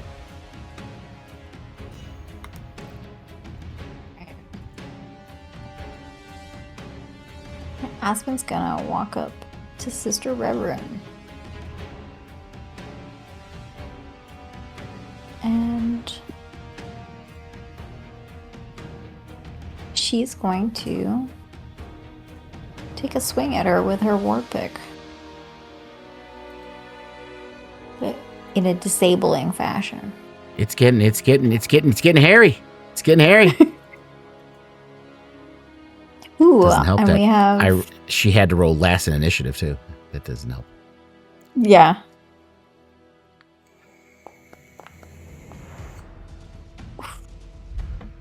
That's unlucky. Damn. The nervousness is getting to you, Aspen. You've wanted to do this for a while, but it's also a betrayal of everything you've known. So it's difficult as the war pick shakes in your hand.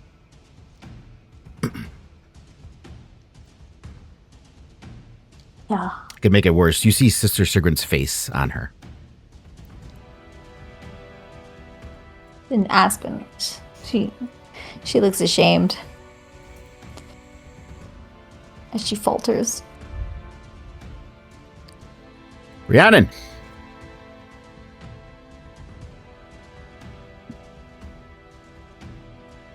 What's the druid going to do? Sorry, I was muted.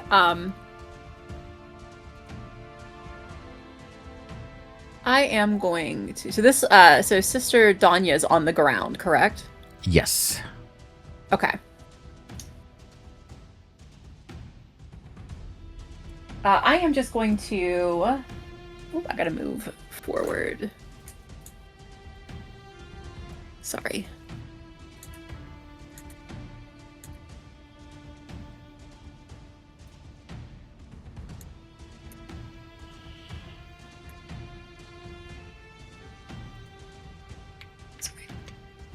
Okay, now she's within my range.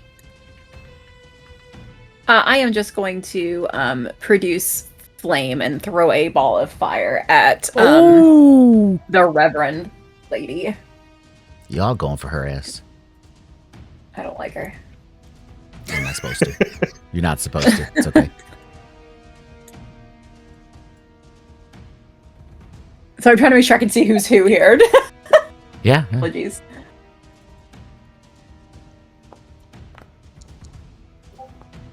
That's not great news.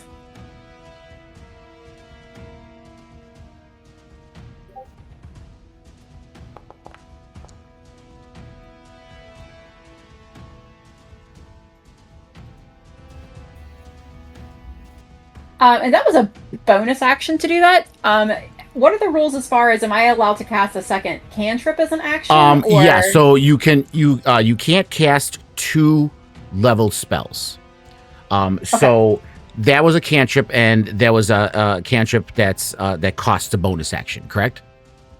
Correct. Yes. So then you can cast a leveled spell as your action. You just can't okay.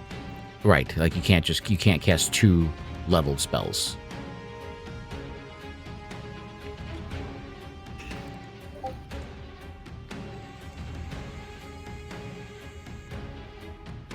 Sorry, I was just trying to decide if this is going to be and that rule gets a lot of people, but at the end of the day, it's like there's very few cantrips that you can do as a bonus action. So it's that's how you got to look at it. Really.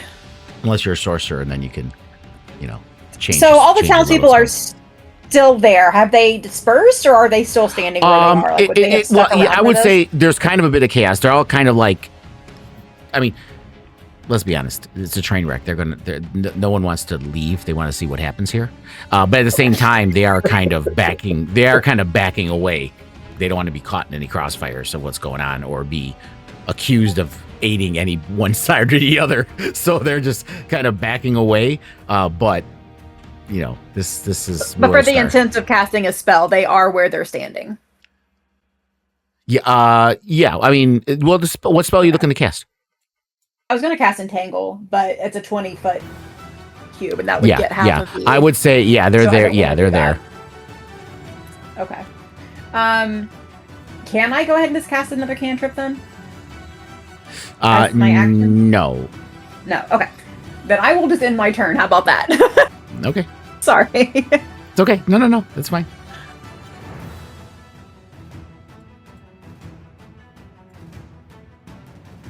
Okay.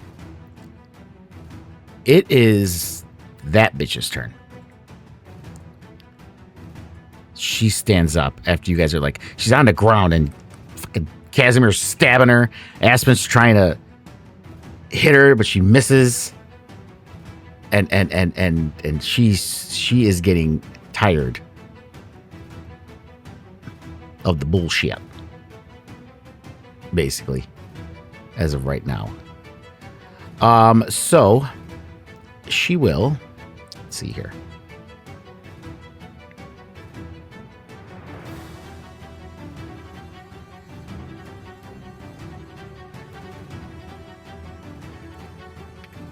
She will look to Casimir and she will cast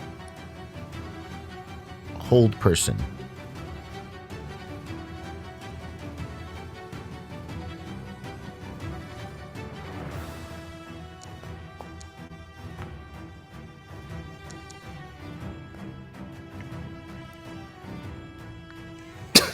What was that? 98. I have no idea what happened there. What?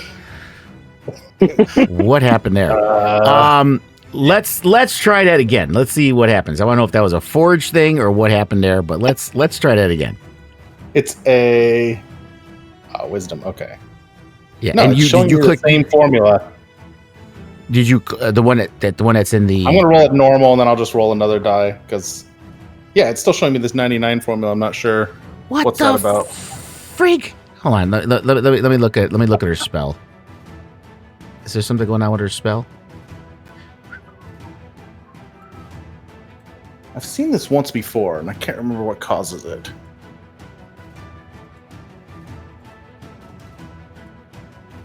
Let's see here. It thinks I'm like immune to it or something, but I'm not. But you're not. You shouldn't be. Okay, No. just roll I am manually. immune to it. I am immune to it. You're immune to whole I'm person? not a person. I'm not a person. Oh, I'm an aberration. that's right. That's Oh. right. That's right. You see her Bounty eyes knows go more than we wide. do. And she's like, impossible. What And in her kind of mind, I'm like, not today, monster are bitch. you? And she does a bonus action. And we'll bring up we'll do white. Spiritual weapon. And I hate when it rolls automatically like that. But it did. So spiritual weapon Ouch. comes at you. Ouch. 9 points of damage. Ow.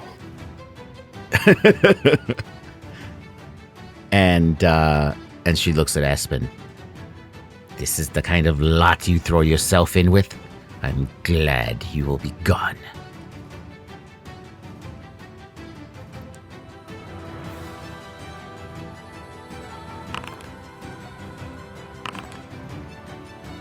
Okay. And you hear screaming from the side. Sister Lydia! As a sister comes running out.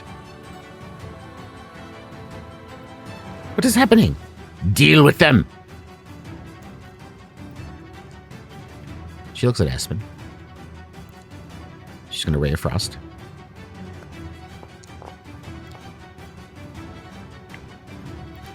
This rolls a nat 1. I'm doing amazing tonight. That's the end of her turn. Luca, you see Casimir not looking hot. I yell at the sheriff. You just gonna let her keep doing this? Kill more people of your city? Give me a persuasion check.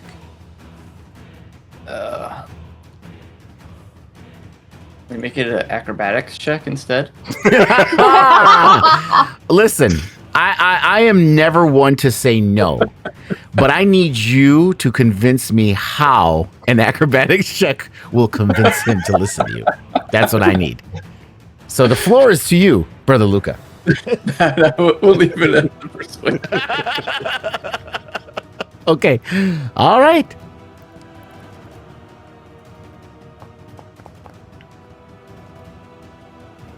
It's okay. It's a tie. I will give it to you.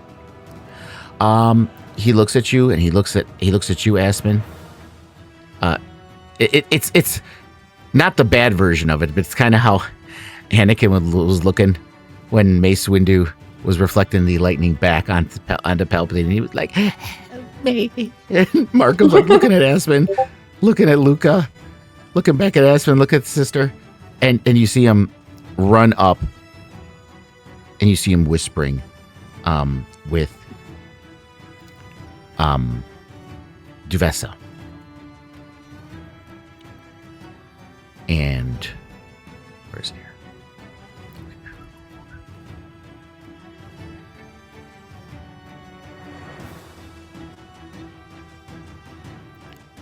You see he moves, and he doesn't shout, he doesn't hesitate. After he speaks to Duvessa, and he comes down, he steps between Aspen and Sister Olivia. And you see him waving his arms. He kind of plants them there, and he holds up a scrap of parchment like it's a shield in its own right.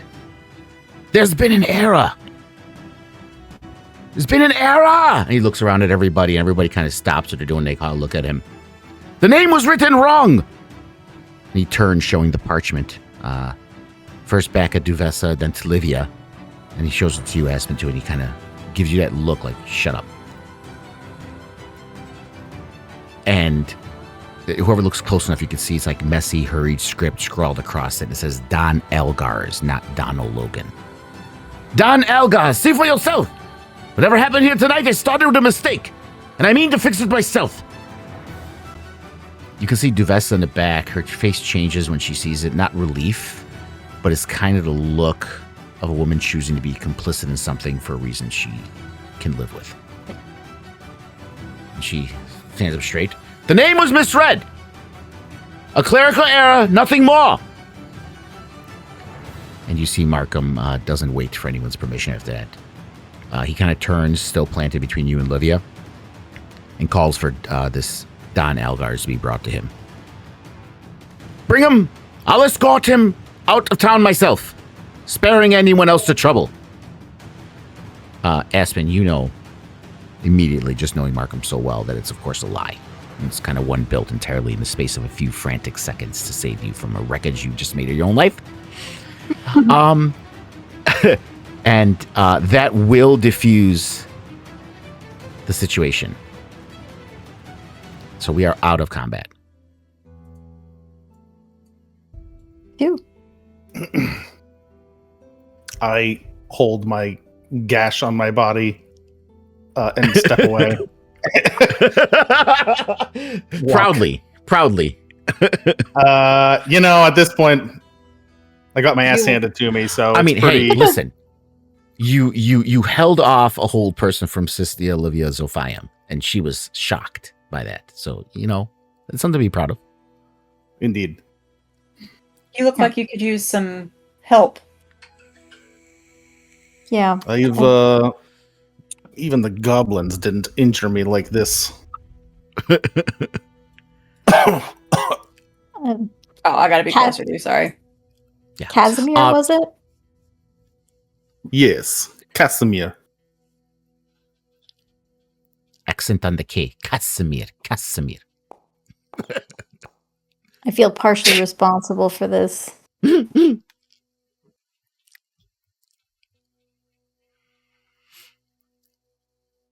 Sister Livia gives you a look, Aspen, as you walk by. And she walks briskly up to you and looks at everybody in the crowd. Hear this, all of you who call yourselves faithful. And her finger darts back at you like a spear pointing at you.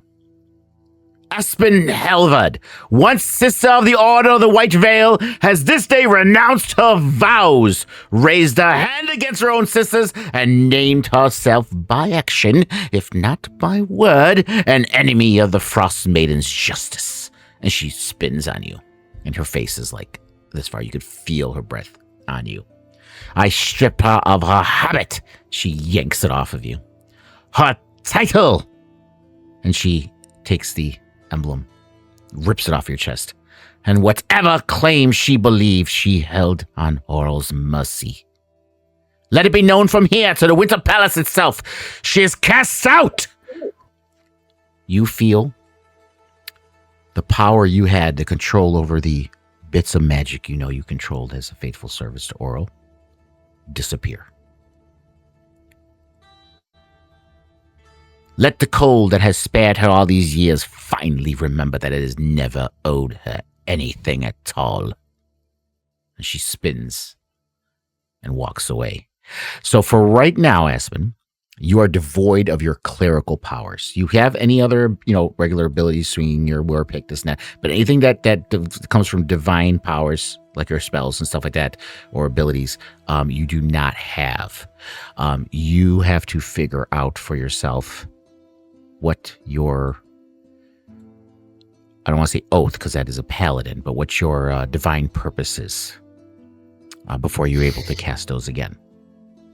Okay.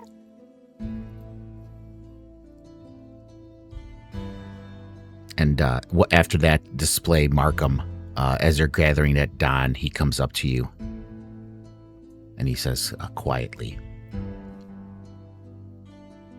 "Go on. Get inside. Go to the end. Get somewhere warm. Just get a drink tonight. Tonight's not a night to be standing out here thinking about what just happened. The north looks still open." And he just kind of nods and he turns back to go do the grim duty of escorting this Don Algars, who wasn't even really the name, drawn out of town for the sacrifice.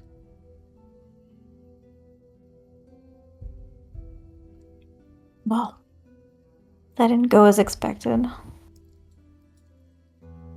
But I appreciate you all backing me up. It's a shame that there's not more spines in this city.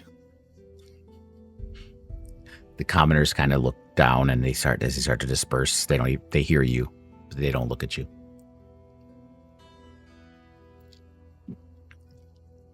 Thought I had friends around these parts. Indeed. You Is know, there after something- that, I think we should all sit around by a warm fire and I will buy us all drinks. We can get to know each other.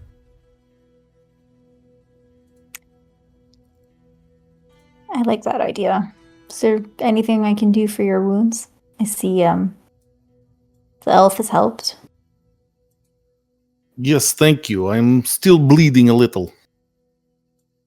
But I can patch myself up. It's fine.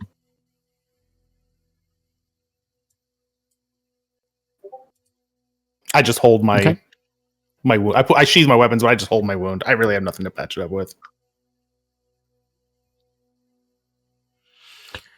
So you guys all are making your way back to the Northlook? Indeed. I think Okay. so. Mm-hmm. All right, so let's open that up.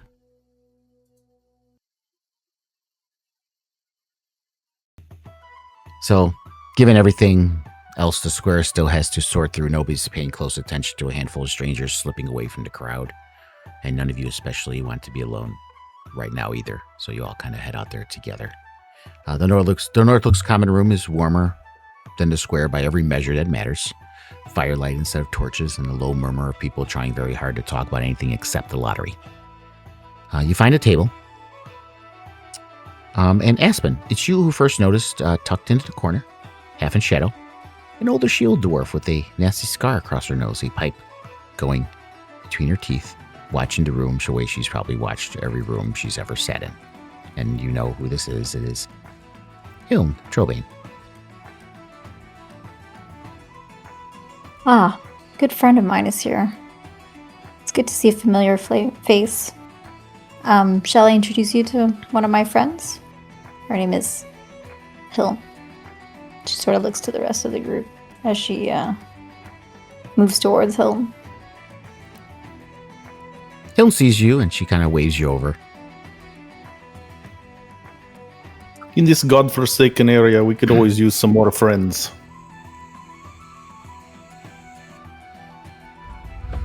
As you all arrive there, Hiln kind of grinning around her pipe before she's even fully turned to look. "Well, I'll be. Didn't think I'd be seeing your face again so soon, girl. Figured you'd have the whole platform business well in hand by now, not stumbling around still trying to catch your breath." She kind of sets the pipe down, taps it a little bit. You see something gentler kind of crosses her face.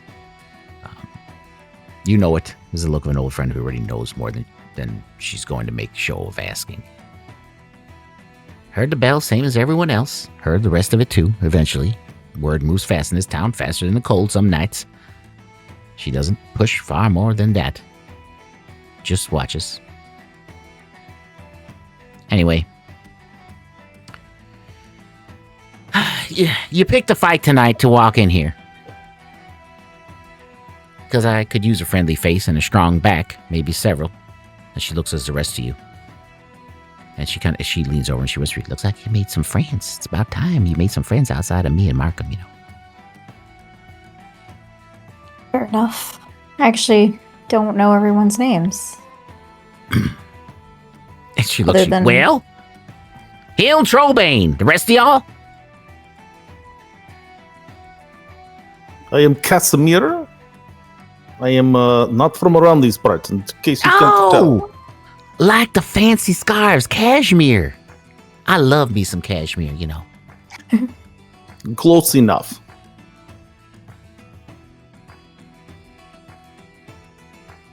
Oh, what the pretty girl with all the flowers in her hair. What's your name, darling?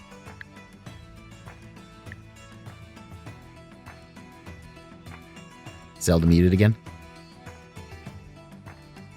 Yes, I'm Rhiannon. Oh, it's raining. It's not raining, it's snowing, darling, but it's okay. And this is my associate / tour guide. Fuck. No, that's a big boy. It's a good card to have. I'll tell you that. He's in safe hands. She looks through everybody and kind of notices the monk standing quietly. Don't be shy now. Step up. I'm Luca from the Far East. Well, honey, you're wearing monk's robes and you're bald. I kind of guessed where you were from. But that's okay. Sit down, all of you. Sit down. Take a load off. So, she slams her hands down on the table, waits for a few drinks. It's on me. Don't worry about it. You all been through enough. Much Appreciate obliged. that. She looks at all of you one by one. And Aspen, you've seen this before. The rest of y'all, it just seems very dramatic. And while what she says is going to be saying is deadly serious, but Aspen, you know she has a flair for being overly dramatic about things. Like everything is the end of the world. And you know, that kind of thing. She looks at y'all seriously. There's a killer working this lake, and I've been the only one bothering to do anything about it. 3 of them dead now over the past month.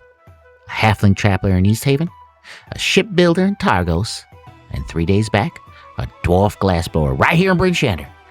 Every one of them found with a dagger of ice through his heart. It's okay, I got a name for you. Cephik Keltro. Works for a little trading outfit called Togs. I think you're familiar. I think you've seen it before in the past, Aspen. Owned and run by a dwarf named Torga Icevein. Shady as they come. Can't stand that bitch. Cephick's her bodyguard. Charming sort, makes friends easy, good with a blade, and every one of his victims comes out of town that draws the Frost Maiden's lottery, coincidentally enough. I followed Togs for a 10-day myself, town to town. Devious little operation, but that's not what caught my eye. What caught my eye was Cephik. No coat, no scarf, no gloves, not even any of that cashmere that you have. Standing out there in the weather that kill a lesser man in an hour. Comfortable as you like. Like cold just didn't touch him. Kiss the Frost Maiden if you believe in that sort of thing. And she kind of looks at you, Aspen, staring at you. Aspen winces. But then she kind of, you see her look soften with a look that's equal parts fondness and worry. I'd go after her myself if I still had the knees for it. I don't. Don't say nothing about it. I can say that, you can't. So, 100 gold if you bring me proof he's dealt with. Preferably without the authorities getting involved. Don't be telling Markham anything about this. And she kind of looks around, make sure Markham's not in the inn. And for what it's worth, it might do you some good too, girl. Getting out of this town for a few days. Clear your head someplace that isn't fucking watching you. Well, you're right about that. And I'm not sure Markham wants to hear from me anytime soon anyway. Oh, don't you worry about it. You know. Do you man think the loves sisters you. will be? Sorry? Do do you think the sisters will be vindictive and perhaps come after us? She laughs.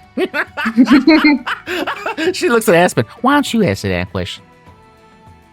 You know she was one of them, right? Did you get that while you were out there? I was actually asking Aspen, sorry. Okay. I should have made that clear. Yeah, Aspen looks pained and she says, well, they're certainly no friends of ours. If you catch my drift. And she sort of rests her elbows on the table in front of her. Where's that drink, Hilm? She slides hers over. It's coming. Just take this one. This is my first time to Icewind Dale. Would I be under the assumption that the sisters are going to be in every town? Or are they only located here? I'll leave that. Do you want me to answer that one, Aspen? Well, I mean, if you can fill in the blanks, I guess, but no, they're not everywhere. They were sort of traveling here and there, but we might run into them occasionally. But if we steer clear of this place for a little while, word doesn't travel too fast amongst them. They're not the friendliest of folk. Okay, that's what I was concerned about. They mostly Bryn Shander's there.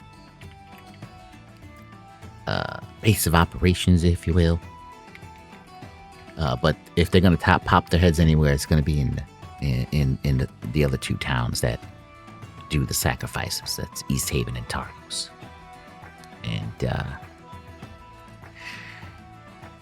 that's when I mentioned last I heard Torg's pack is headed for Targos, so that's where I'd start.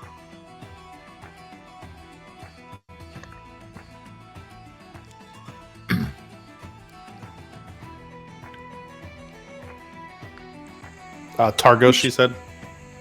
Targos, yes. Yeah. And I guess this is a good time to show you guys. I should have showed you this again. Except for, even Doc's been out here, so he knows. Rhiannon is the only one who doesn't really have an idea of it. You guys all pretty much know the layout of Icewind Dale, of 10 towns. But let's pull up the map here, just to give you the players a little. Get acclimated to Thank 10 you. towns. Mm-hmm. So you guys are right here in Bryn Shander. This is the 10 trail. This is the road Doc and Rhiannon and you guys came out to from Luskin. So here's Bryn Shander.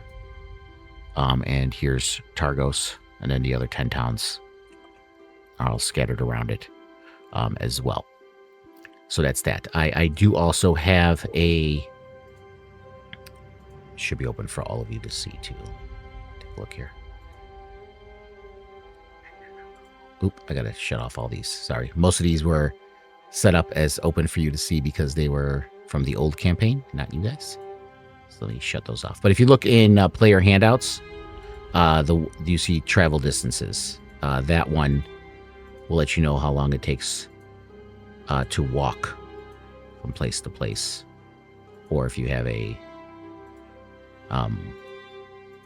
sled later down the line or anything like that, it gives you all those information if you guys want to see that there, so it's easy on. Oh, okay. Yeah. Where's player handout? Sorry. In the left side, the menu. Sorry, go ahead. No, you're still explaining to her where they're at, yeah. Yeah. If you go on the menu on the left side, the journal button, it's that one that looks like an open book. You click that, and you'll see a folder in there that says player handouts. And inside there, you'll see a journal that says travel distances. Oh, thank you. Mm-hmm. Thank you for explaining and thank you for asking, because I also didn't know. Yeah, it's right there. So that gives you an idea, and it also tells you kind of like town to town how long it'll take, and stuff like that. So yeah, and I have to bring it up all the time to remind myself too. But basically, so like Bryn Shander to Targos, it's 4 miles. So you guys do have snowshoes. I'm gonna all of you have winter gear. You don't have to worry about buying any of that. So on foot, Bryn Shander to Targos is 2 hours on the road. Taking it. So it's just a 2-hour walk from Bryn Shander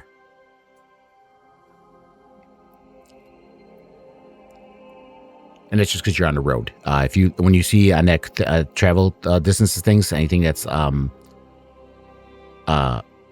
over the road, town to town, anything that's out in the open, that's tundra. That's a longer distance. That's a longer travel time when you go into the tundra. Okay, and let's go back.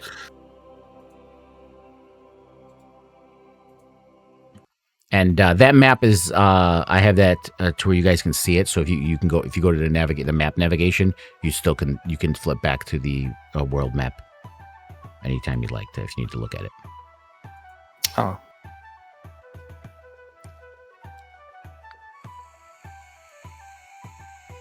Is that the Icewind Dale one? Yes. Yeah. Yes, the one that just says Okay. Icewind Dale. All right. Perfect. What was this dwarf Helen? What was she saying about Sefik Taltra? Why she wants us to find him, or what she wants us to do with him? I missed that. She wants him taken out.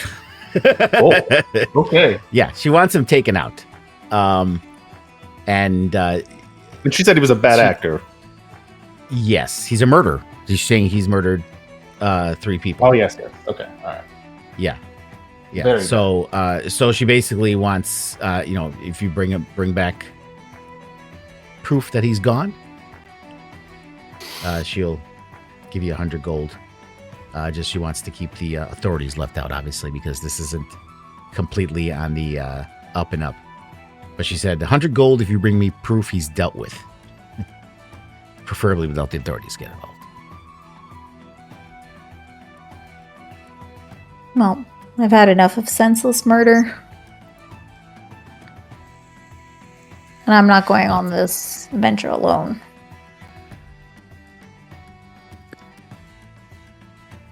I also believe there's some wisdom to leaving Brinshander for a bit. I fear what the sisters may come looking for us in our sleep or something.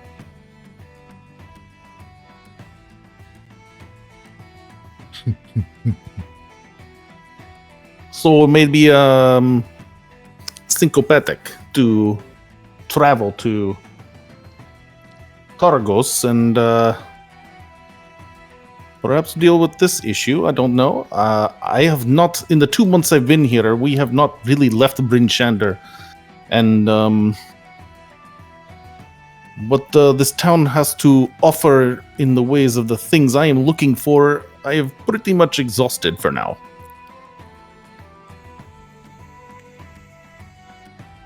Rhiannon is going to turn to Thok and say, "Do you think we have time?" As long as you have money. I don't think it's a good idea, though. But leaving the town is one of the first smartest things I've heard one of you guys say. You literally just got here. We are on a mission. He has had to hear about it the whole way up the mountain. Yes, the fucking eggs. God damn, I know. Forgive me for asking, what did actually bring you here to the frozen north? I'm here searching for an owlbear who is dying, and his eggs are being protected. And I was receiving visions from the Chigwas. Sorry. Chewingas. Chewingas, that's the word. Thank you. Sorry. Oh. I can't remember what they were called. I'm so sorry. For a The second there, I thought you were communing with chickens. No, the Chewingas. And I immediately just knew I had to come here to save them. So I am on a mission to find this owlbear and save the eggs before the magic keeping them alive wears off. I see. Are these chewingas, are they like creatures or spirits, or what are they? I believe they're above table. I believe they're spirits or some sort of fae, right? Yeah, they're magical creatures. I don't know if they're exactly fae. I'd have to look up the history on them again. But they're fae-like, I would say. They're definitely magical little creatures, sprites kind of deal. Sprites. That's the word. Okay, sorry. Yeah. They're similar to sprites. But I feel that the fact that they visited me in my dreams must mean they really need my help. I see. In my home country, there are those who leave for their Dajema, and they return stating that they were led by spirits or elementals to guide them on their journey. Perhaps you are being guided to a greater cause? Be careful where it Perhaps. leads you. I just know I must save them. I see. Hiln looks at you. Hiln looks at you, Aspen. Aspen, hush. What did Aspen say? Be careful where it leads you. No ounce of bitterness whatsoever in her voice.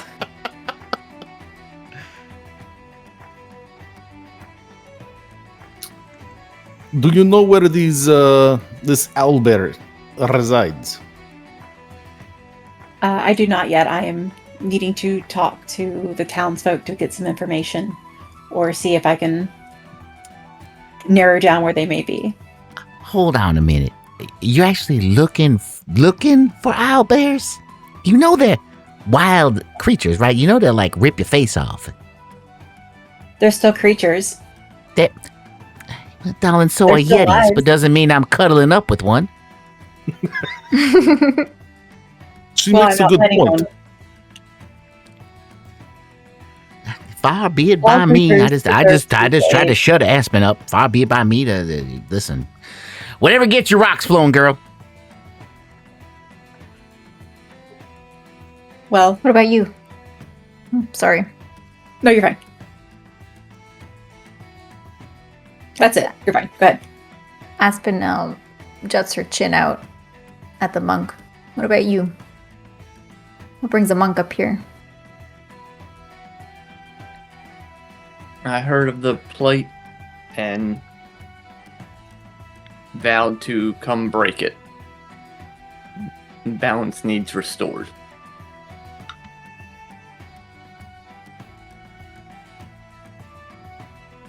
Well, that's a cause I could get behind. I don't know about owlbear eggs, but maybe these things are all linked. Who knows? Stranger things have happened.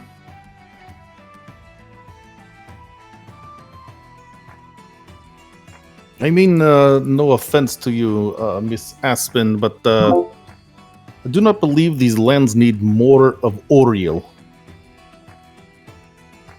Anything that can be done to stop this freeze, I think would be good for everyone. Why you want to get rid of Oreos? I love them cookies. Oh, The hell. first hearing horn I find, I will give to you, Helen.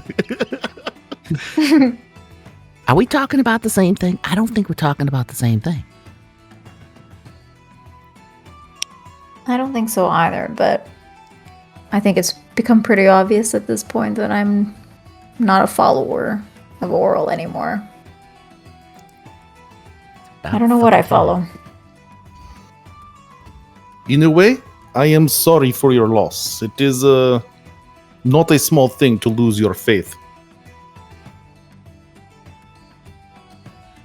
Thank you.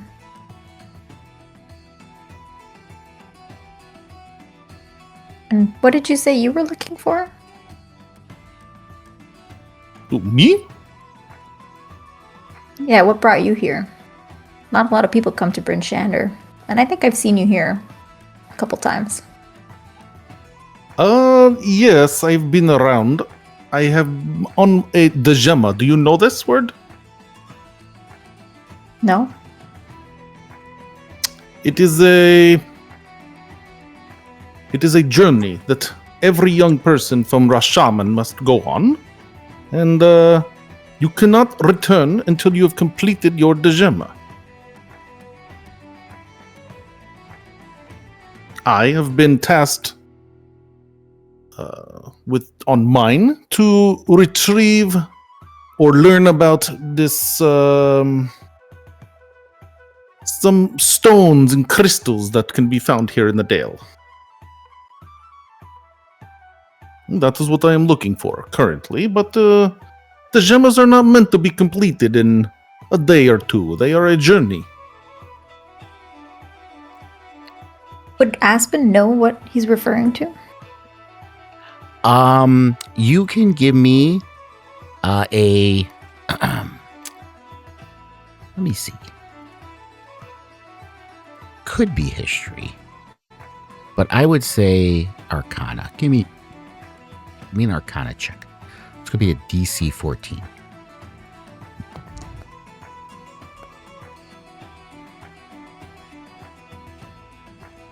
You're listening to him talk about crystal. You're kind of just staring at him like, yeah, sure. And Hilm leans over you. He's like, do you understand a fucking word he's saying? Because I don't understand that damn word he's saying. I really, people with accents just don't make any sense to me. And you just lose track of it, and you don't know what he's talking about. No clue. Well, I know Bryn Shander pretty well, but I don't think my face is going to be very welcome around here. You're welcome to ask around these parts, all of you, for what you're looking for.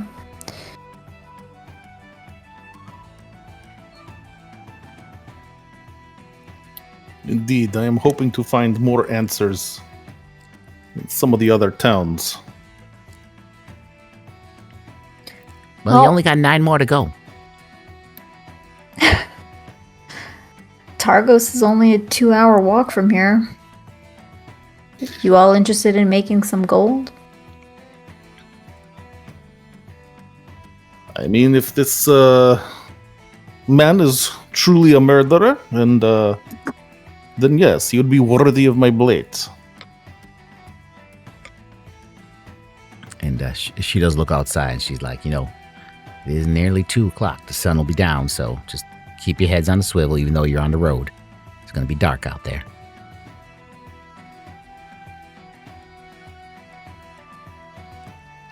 Are we thinking of leaving today, or...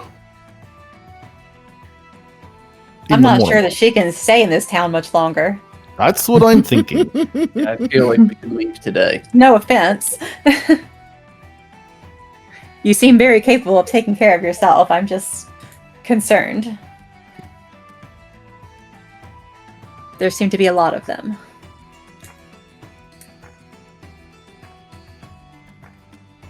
Aspen just nods at Hilm. And she gets up from the table.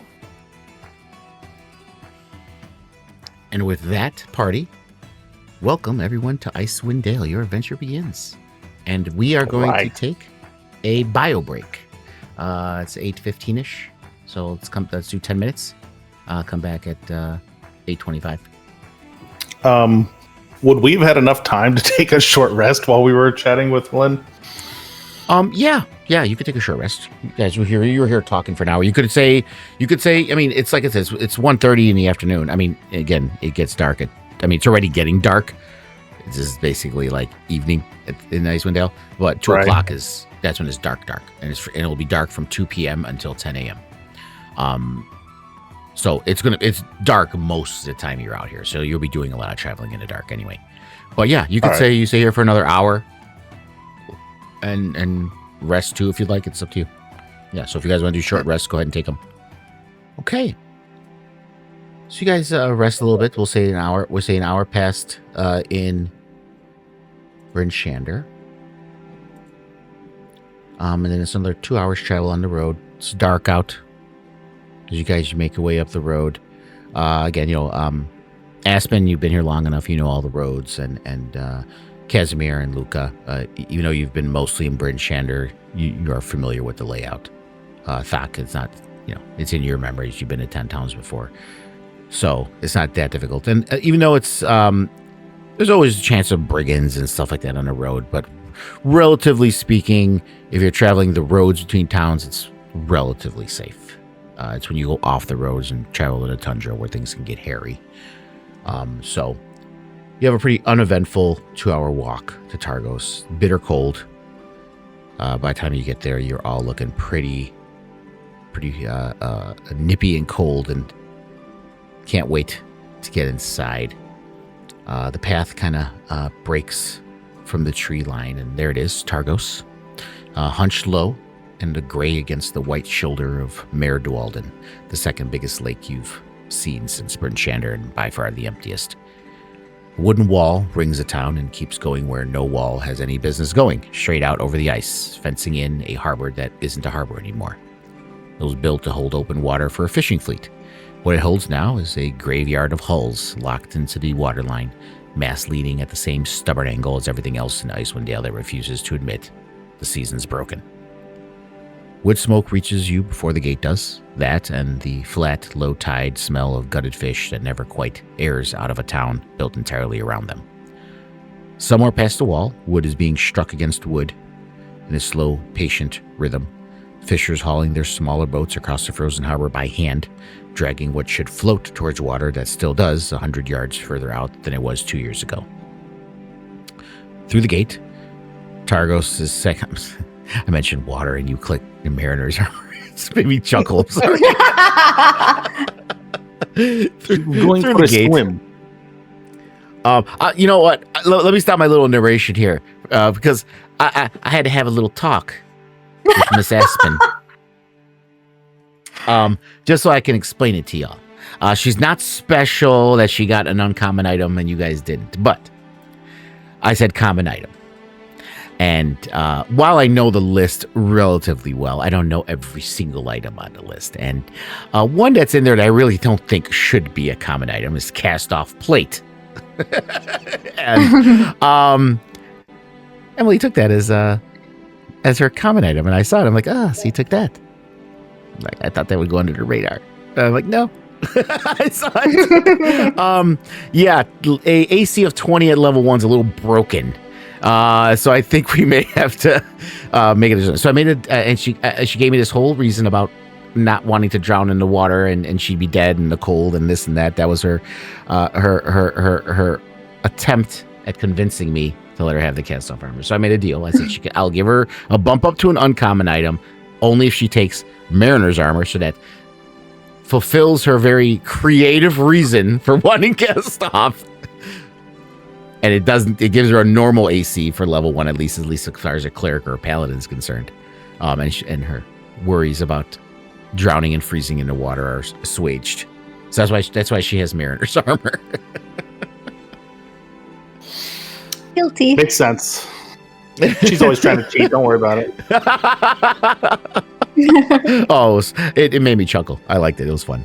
I'm kidding. I think she ran it by me too. I was like, oh, that's a good idea. Yeah. No. Hey, I said smart. Smart, but I saw it. Yeah. So through the gate, Targos' sagging docks, drying racks strung with fish gone stiff in the cold, and streets packed hard with old snow that never gets the chance to melt before the next fall buries it. People move with their heads down and their business finished quickly. Not unfriendly, just economical, the way anyone gets when standing outside too long has cost. Overhead, on a black ship stitched onto a pale blue, the town's own flag snaps in the wind, coming straight off the ice. It is, unmistakably, a town still working. Nets get mended, fish gets hauled, word passes hand to hand in the town square the way it always has. Targos hasn't stopped, it's just doing everything a little bit harder than it used to, and everyone here has quietly stopped asking when it's going to change. Everyone who knows anything about Targos knows if you're looking for any kind of information or anything like that way, the place to go is the Luskan Arms. There's a few taverns and inns in Targos. There's Three Flags Sailing is one of them. And the Luskan Arms, obviously. But Luskan Arms, more people seem to come in and out of there. A lot of business can get done in that inn. So y'all know that that's the place to go. Three Flags has more food more amenities as far as drink and food than Luskin Arms does. But if you're looking for information, that's where you should go. So where do you guys want to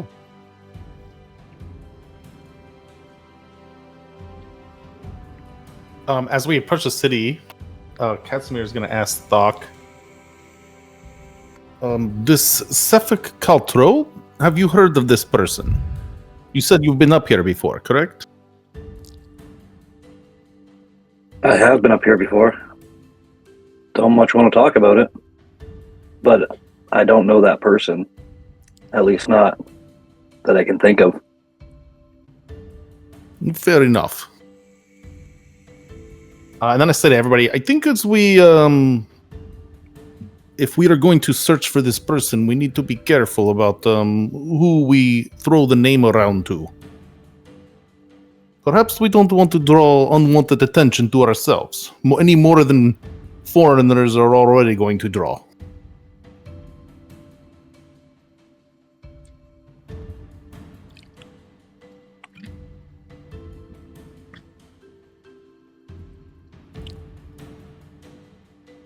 I believe the frost has gotten all of their tongues. Oh yeah, in case you guys haven't noticed, as a DM, I will sit there and wait till you guys say something. Just so you know.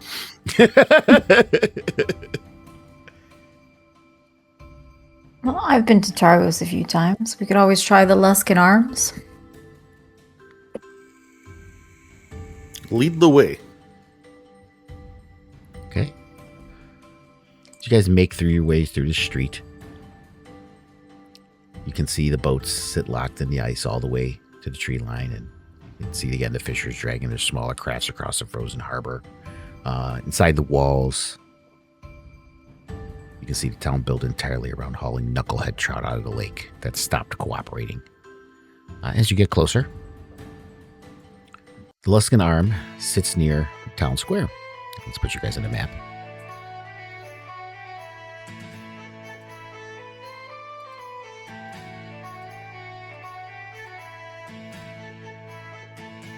And one thing I didn't check is who has dark vision and who doesn't. Okay, you all see. Well, the light's on there, so that's easily seeable. So yeah, the Luskin Arm sits near the town square, easy to find. It's the only building in Targos that doesn't look like it belongs here. Southern timber joinery, shutters painted a faded harbor blue, a carved wooden eel over the door that wouldn't look out of place on the tavern 300 miles away south of here. Aspen and Thok would be familiar with it. It's more of a Luskin look than an Icewind Dale look. And the place is named the Luskin Arms.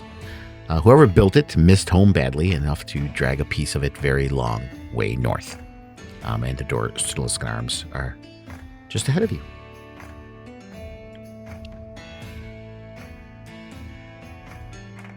Just like home.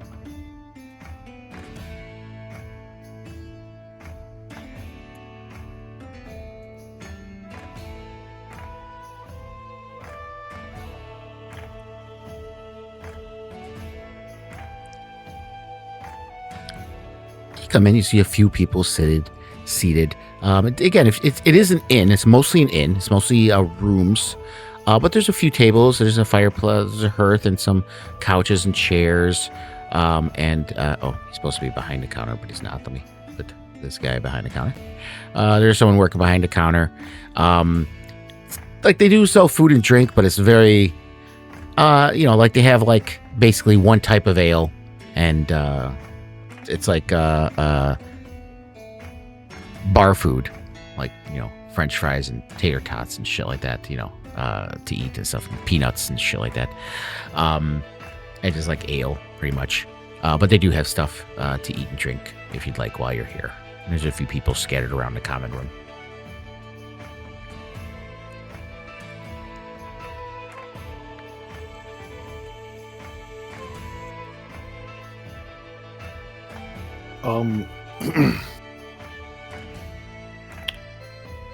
I say to Aspen, since I'm standing next to her, I try to speak quietly. Is this the place to get a room for the night, or is there some other establishment you might recommend? This is a good place. It's fairly clean as far as inns go. And as you see the rats scurrying across the floor. Which way did those go? They're literally all over the map. Oh, that's. Oh my gosh. Okay. I believe you must have different standards here in the Dale than I did back at Rashomon. I'm not gonna lie, I thought those were rugs. Like, I was kind of like zoomed out and I thought that they were just rugs on the floor. Yeah, it's a rat. And I picked you a funny stomp picture on for it. it to be a rat. A little too cute to be a rat. But it's a rat.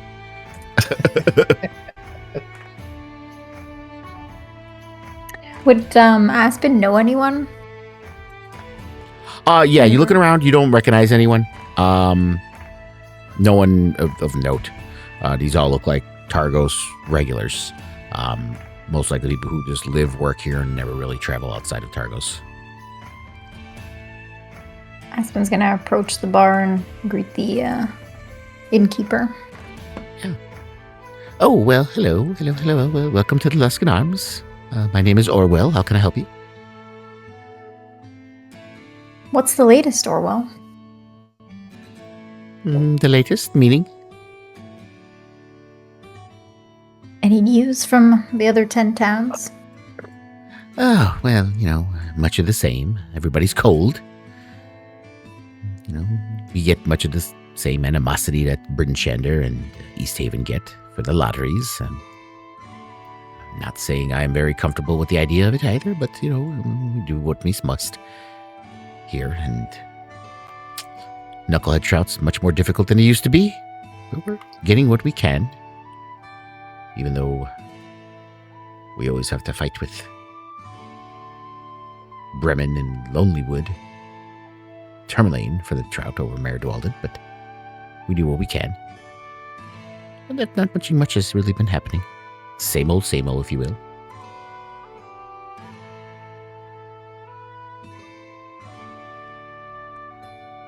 Well, that's good to know, I guess.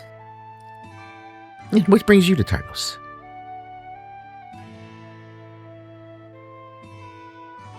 Oh, on some business. Uh-huh. And Aspen just sort of looks I'm like she's at a not loss. going to pry. I understand how it goes, especially here at the Luskan Arms. Your business is yours. Appreciate that.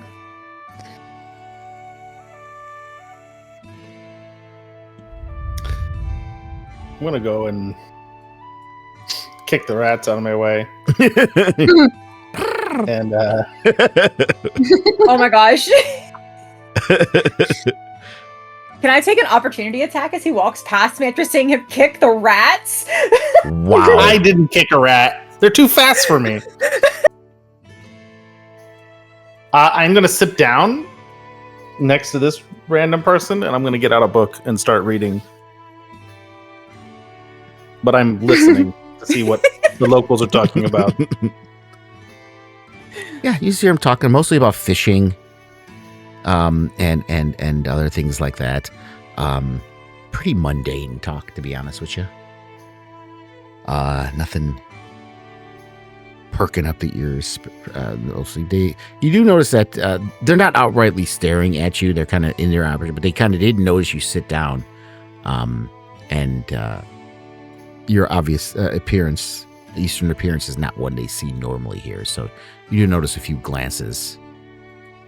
But it's not rude glances, because Icewind Dale's, as you guys know, is pretty accepting of people running away I've from been stared something. at a lot for the last couple months in Bryn Shander, so I'm kind of used to it now.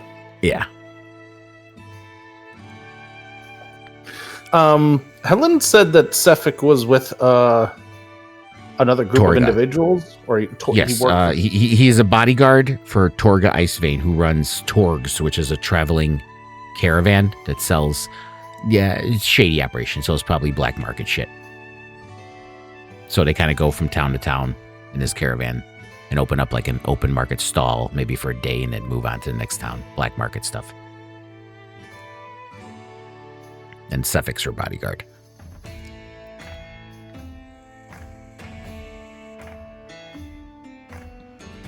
So yeah, so she doesn't have a base of operations. She's All right. She moves around. I'm going to, after feigning to read my book for a bit, I'm going to lean over to the person next to me and ask them, do you know if there is any place in town to buy any goods and perhaps like tools or weapons or food or something? Oh, well, I mean, there's Triglio's. It's a shop in town. Most people go there to buy whatever they need. It's pretty a variety of fare they have there. A lot of adventure supplies and things of that sort at Triglio's. Thank you, I appreciate it. Oh, you're welcome.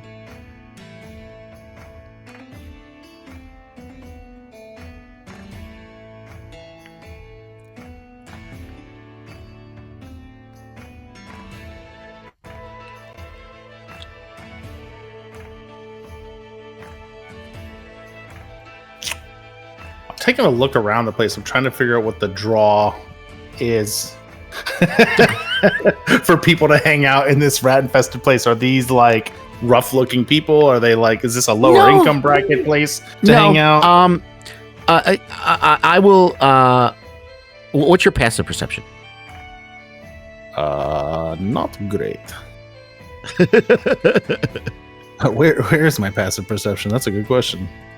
It's on the usually on the it's supposed to be on the left side of your main Oh yeah, page. 11. 11? All right, no, that's good enough. I mean, there's a lot of towns, a lot of the 10 towns are fishing towns, but Targos, like, exceeds at fishing. So there's fishmongers and fish everywhere, and the boats everywhere. So the rats are not a sign of uncleanliness, just a sign of a harbor town fishing. I see. They're everywhere, so. And it's cold, really cold, so they're going to try to find anywhere warm they can be. Yeah, that makes sense.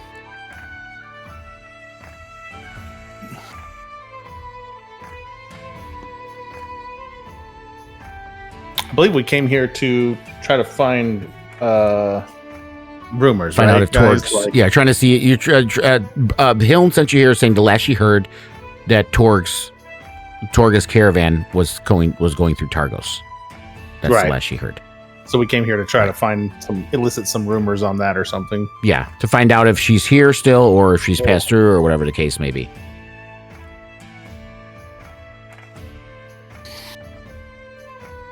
Speaking of business, and Aspen once again strikes up a conversation with the innkeeper. Mhm. Um, Welcome back. is Torga in town? Still running that caravan, last I heard. Oh, Torgs. He kind of looks around. Since your business is your business, I'm not going to ask any questions. Torgs is one of those kind of things that we only talk about if directly asked, obviously. But yes, she did pass through. She might have left, but I'm not sure where she was going next. And just as he says it, you hear a door open, Aspen. And Luca, you kind of see it off the side, and you see a tiefling.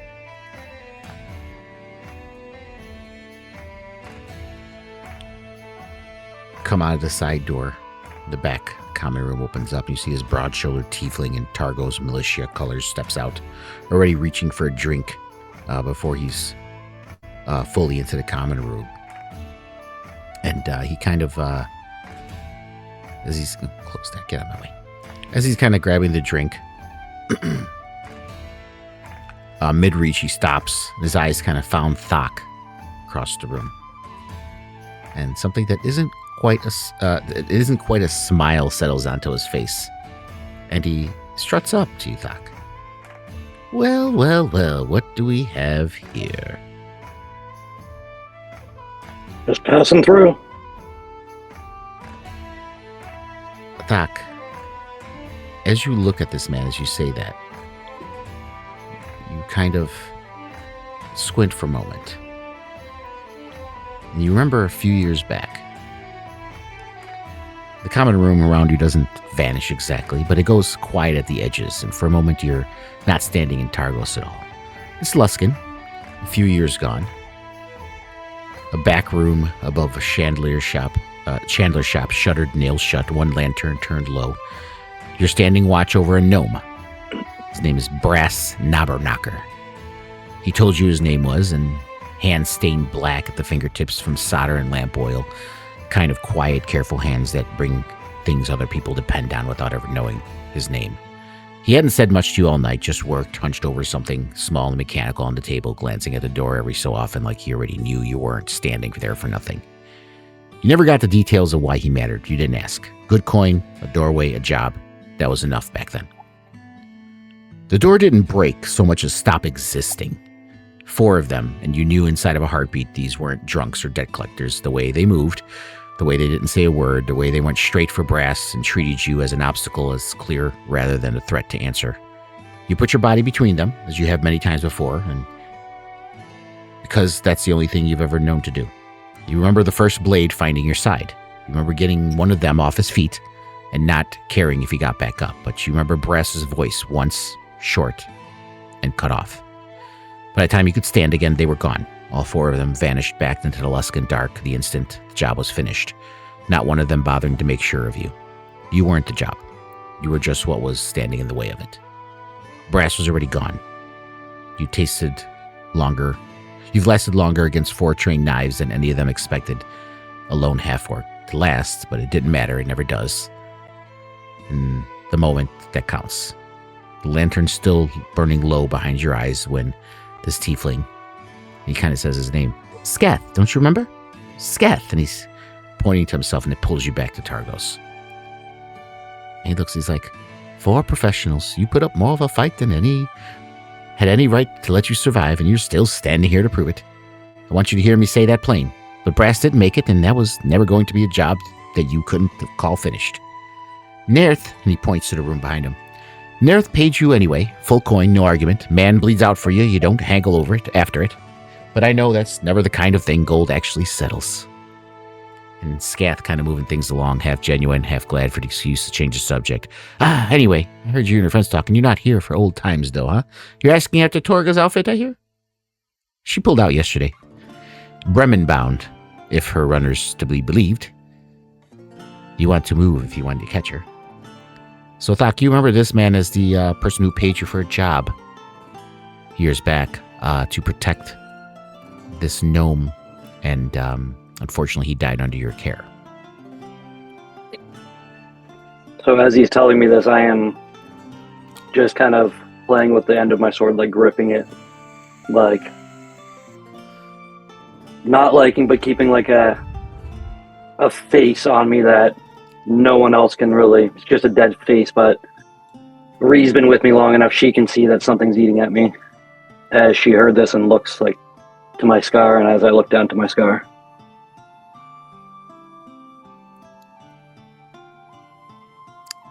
Skath does look at you because he knows up. He's like, no. Don't worry, no one's blaming you for anything. Like I said, you got paid, didn't you? We're not asking for any recompense. But it's something that will still live with me.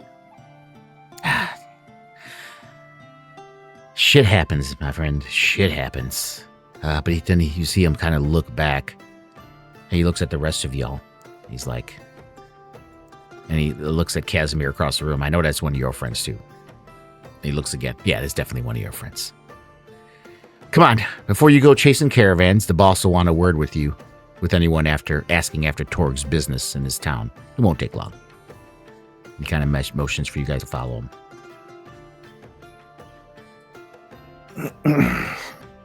Stay behind me.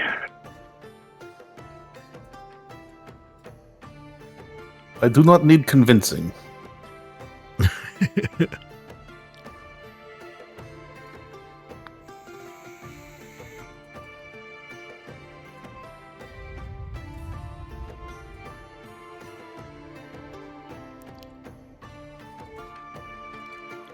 So as you come in here, the room Skath leads you to is the largest suite in the building. It doesn't try to hide what it is. Ledgers stacked with kinds of precisions that means someone checks them daily. A window that looks out over the harbor, and not coincidentally, the road in from Bryn Shander. In the corner, right where Luca decided to stand. Let's move him out here. You see a cage in the corner right there.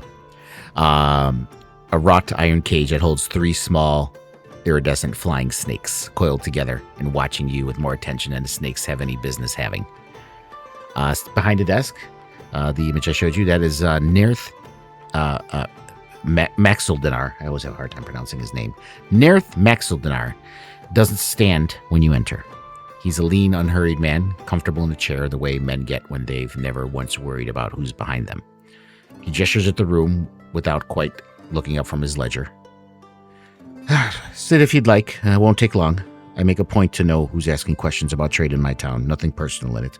I'll be with you in one moment. And you just see him, some glasses at the edge of his nose, looking at some ledgers.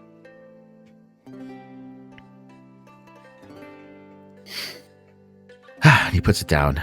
And he goes, and he leans back, almost kind of bored and easy. He's like, and you are?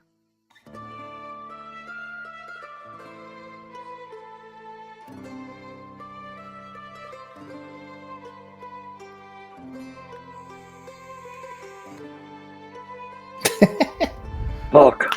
Anybody? Not I'm all out at at the once. door. I'm like half in the room, so I'm not really. I don't even know the guy's looking at me. Okay, Thok, I remember you. We hired you some years back. The rest of you? In the doorway. Get in. Close the door.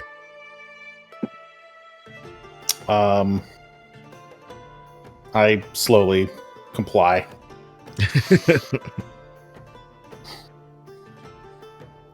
You're not in any trouble, folks. I just make it my business to know who's asking about business. Relax. My name is Casimir. It is a pleasure to meet you. You see him looking at you. And he rises, stands, unhurried. And you see him cross to a heavy sideboard. He opens a drawer, sorts through a slim stack of papers. The ease of a man who always knows exactly where everything lives. Aha! Finds what he's looking for, and he glances at it once. He looks back up with the papers still in hand. Casimir! He kind of reads the name off the page before he says it again, quieter. Casimir. He sits back down at the desk and puts the paper down. My people have had you flagged for a while now. A foreigner asking quiet questions about crystals.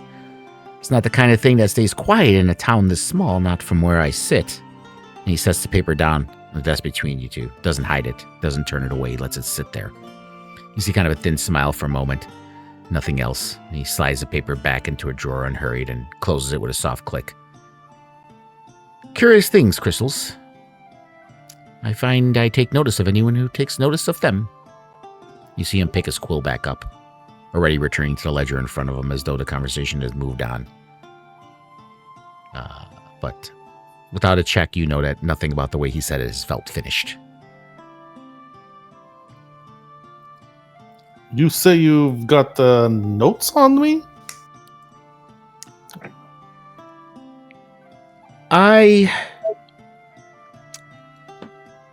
How can I put this? So, the fishers, their business is fish.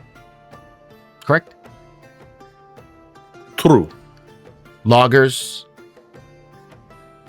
deal with wood and timber and trees, correct? Indeed.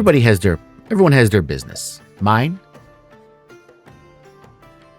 is information. Much like the fishermen are not going to pass up a fish, the loggers aren't going to pass up a tree. I'm not going to pass up any information I can find. So yes, I have ears out there. Innocent, not causing any trouble. They're my people, and they tell me all I need to know. So yes, I do have notes on you. Because mostly your name kind of came up just from the fact that you've been asking about something that not many people are asking about. I see.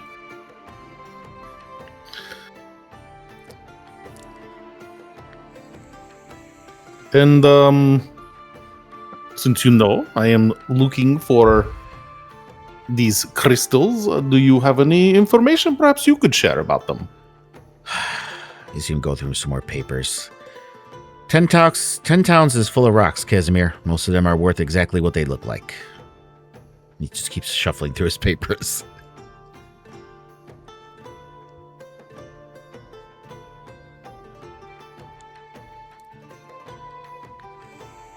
I apologize. You just cut out just a nanosecond on my end. Sorry. He said, as you say that, he's shuffling through his papers, and he doesn't look up as you finish your sentence. He goes, 10 towns is full of rocks, Casimir. Most of them are worth exactly what they look like. And, yeah, that's how he ends that sentence. Does he seem like he's trying to hide something from me? Give me an insight check. He knows I'm looking for specific rocks, not just any old rocks. Give me an insight check. DC 16. I'm really good at those. With my -1. You just made it. Hey, meets it, beats it. You got it. All right. So yeah, Casimir, as you're sitting there, again, he said that he didn't look up, and he still hasn't looked up. He's still going through his papers. But you can catch a little corner of his mouth, and you kind of catch it. The deflections aren't too smooth, too rehearsed. This isn't a man who doesn't know. It's a man who's decided exactly how much you're allowed to know. So there's real interest under the composure, carefully kept off his face. Yeah, I mean, he also said he was a broker of information, and or not broker, but that he, collects information on people and things, and that they literally have me like on their radar because I'm asking for these specific rocks. So I kind of feel like this guy wouldn't put me on some sort of list if the rocks weren't important, or at least he knew something about them. So yeah, okay, yeah. I won't pry further though at this point. Yeah. I mean, it's good to know that somebody knows something about these things. Yeah, it's completely up to you. There's other checks you can do if you'd like, but if Casimir feels that he doesn't want to press further, that's perfectly fine. Yeah, he's interested in maybe building rapport first. Mm-hmm.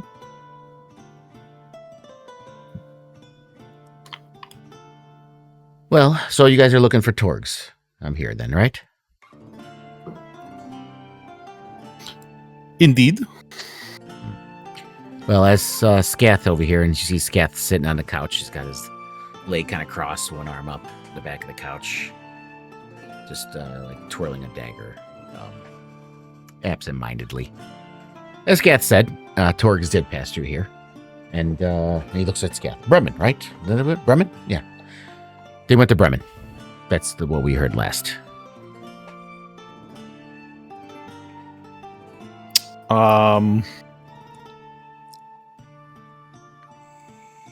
Okay. Well, it's not too far from here.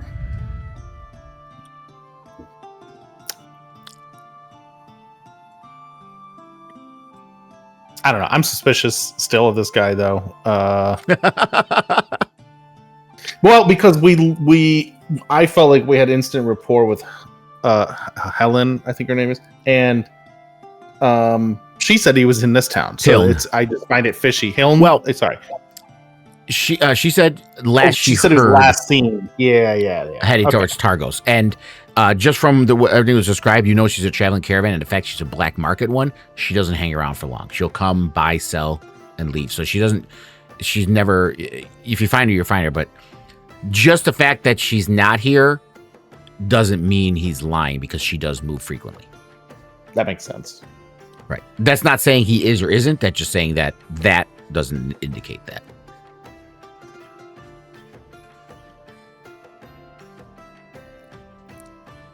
Well, that's helpful. Thank you for that, speaker. My pleasure. Kind of winks. Thank you for using the title. As Aspen just lets you know that he is also the speaker of Targos.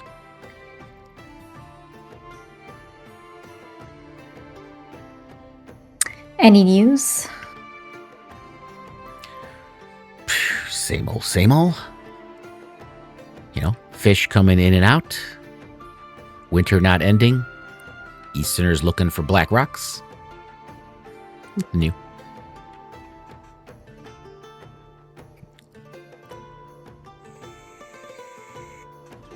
Sometimes it is a comfort. Looking for black rocks? That no news can be good news. Oh, the no news.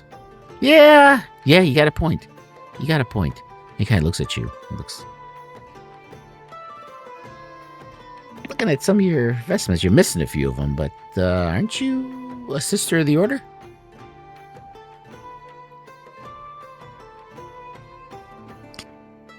Yes. You're missing some emblems there, aren't you?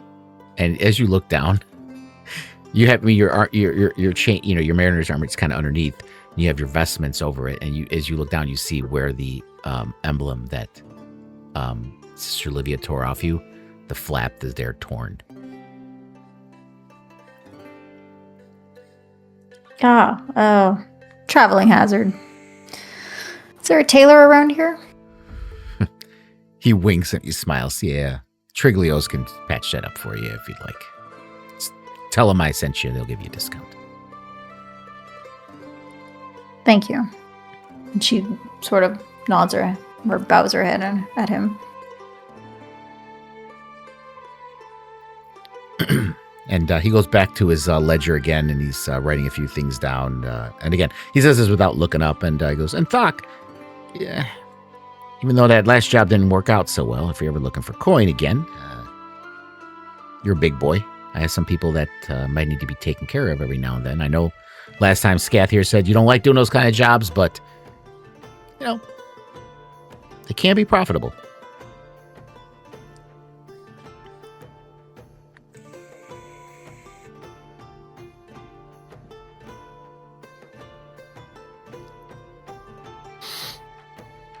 Speaker, if I may ask, you seem to be a man who values information, as you stated. Is there ever opportunity that the information is for sale? He looks up over the top of his glasses. That would depend on the information. And I don't pay for it before I know what it is. I was thinking more of the other way around. If we could pay you to learn something that we might need to know. Pay me.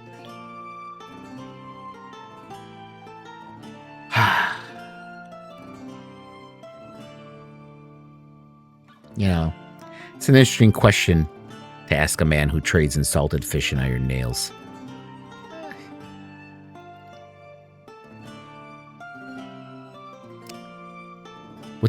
What are you looking for? Then maybe I'll tell you what the cost is. If I know the answer or if I'm willing to tell you.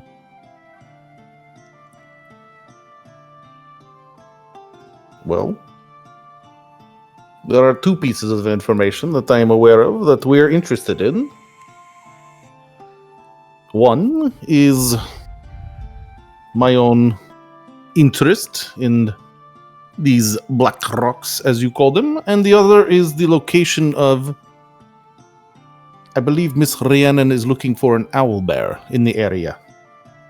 His eyes go wide. I tell you right now, ain't no money in the world that can let you tell you anything about owlbears, because I don't know about them and I don't want to know about them. You might as well ask about dragons. No, I don't mess with owlbears. Unless one gets too close to the city and we make sure it doesn't come anywhere near it and get rid of it. Other than that, I'm not doing much with owlbears. Now, back to the Black Rocks again. I don't know. Yeah. Well, what are you offering?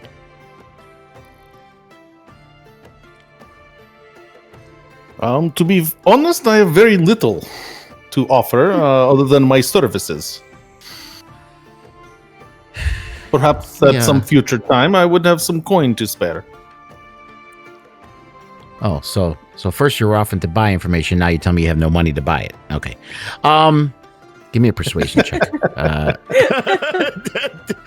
Persuasion check, DC 16.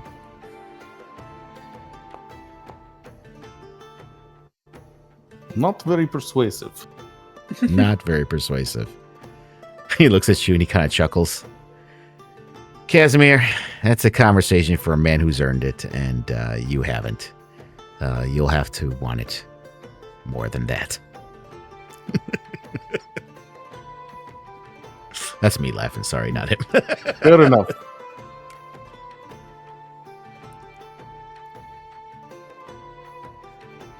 I have other follow questions, but I don't think because my questions give away information that I know about, and I don't want to ask them. So, Yeah. I mean, like I said, this above table. If you're looking to have a private conversation, you could always wait till people start filing out and kind of come up yourself. no, I actually wouldn't care that my party learns about it, other things eventually, but I don't want this guy to know because I'm inquiring. yeah. You know what I mean? So, Yeah.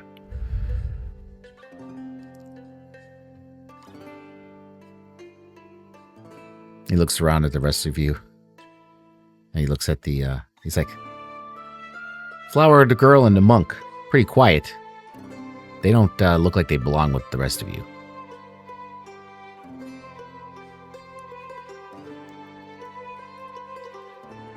I'm not from around these parts. Yes, I'm here looking for the. Yeah, I owl. know that, sweetheart. I figured that one out. Well, you say when you've seen owlbear, have you seen any that you would consider to be of extraordinary size? No, they don't Or come have near the heard city any very rumors much. of anyone seeing? Okay. They don't come through the city very much at all, the town. Okay. And again, if they do, they're driven off just like wolves, bears, or anything else that comes this way. They're dangerous. You'd think That's all with them I'm gonna being tell you. like a city with a bunch of fish, though, that they would come down here. Owl bears are not really the aquatic sort of hunters. They're closer, to wolves with the way they hunt.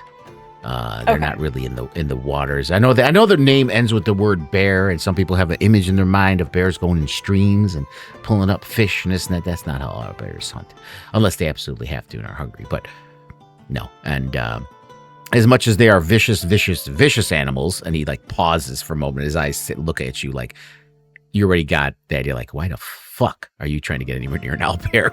And he's like, they're vicious animals. They don't want to be near human settlements because they've learned that our swords and spears can hit them from a distance before they can get close with their claws and teeth. So, Okay. Did the speaker say something about a job? a job? Yeah, said I at thought the I Thok. understood him. Oh, Yeah, he mentioned it at Thok because per that little flashback we had when Thok was in Luskin, he had one of his his little mercenary jobs that Oh, he was did it- was to do a protection job. Previous and it was job, not a actually new one. Scath is the one who it was a previous one from years ago. Scath was the one that hired him, but he hired him for Nerth from Luskin, so he probably had some kind of interest in Luskin, and that's why he hired him to do that protection job. got it. Well, I don't know about the rest of you all, but I think Bremen is our next stop. Definitely. I think so, but I think it may be getting too late to travel.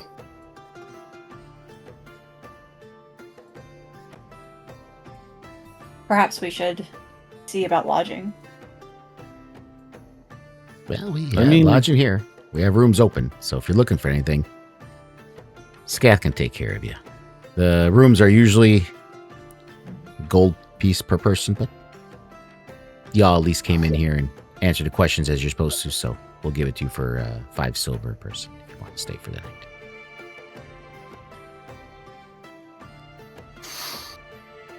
Much appreciated, speaker. Thank you.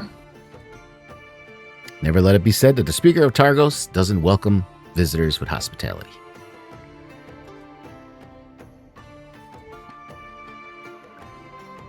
It was a pleasure. I'm sure we will speak again.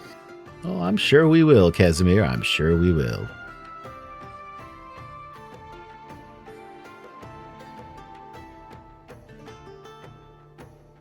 Is there anyone else in the town that would know about owlbears that I can go talk to that you would know of? You're the speaker. Owlbear? Yeah, I'm gonna be honest with you. There's probably no one in town that knows or cares to know about anything about owlbears. And he's like, you see him like squinting, trying to think of. Cause again, this is like the weirdest fucking question he's ever gotten from anyone as far as looking for fucking owlbears. So he goes, maybe Dugan's Hole. It's the furthest south, closest, pretty remote of the most 10 towns. Maybe Caer Konig, because it's pretty far out east near Kelvin's Cairn. Maybe there they might have heard something. That's, again, I'm not promising anything. I'm just knowing my geography. They're closer to the wilderness than any of the other 10 towns are. Thank you. You're welcome. Much appreciated.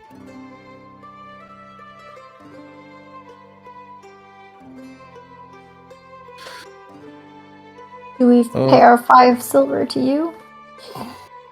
Keep. Yeah. You're going to give it to the guy in front, but yeah, you can just however you guys are splitting it up. If you guys are doing a community gold or whatever, however you want to do it. There's 5 of you, so that's basically 2 gold pieces. 2 gold pieces, 5 silver for all 5. I'll just do the silver out of mine. Yeah, if you want to do it evenly, then everyone just drops 5 silver.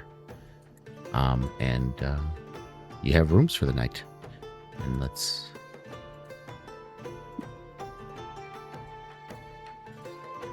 Did you just deduct it from your... Yeah, I just subtracted the amount of silver I had by 5. I'm gonna strike up a conversation with Rhiannon. Are you sure you want to be finding this owlbear? Yes. It sounds very dangerous. Everybody thinks you're crazy.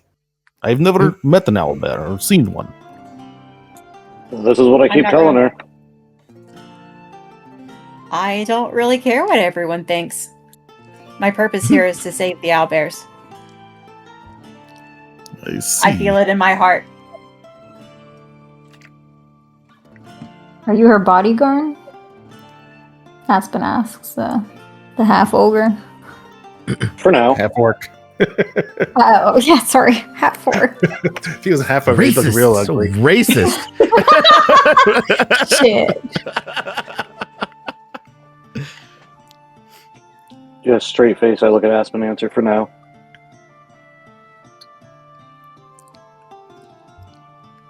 Well, we're an odd bunch, aren't we?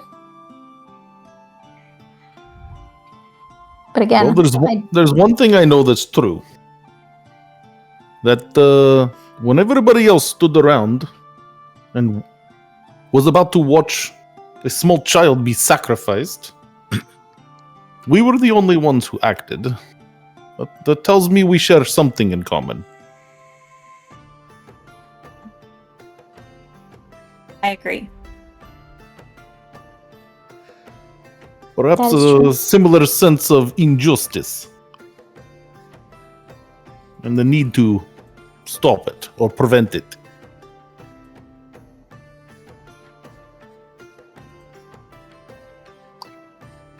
and I'm glad you intervened. I don't think I would have made it out of there alive if not. And she sort of extends her hand to Casimir, especially given that he took a big hit. I shake her hand and then I clasp and I'm like, you should talk to Brother Luca. He he worships Ilmater, and the one thing I've learned is this is a good god who cares for, people who cannot care for themselves.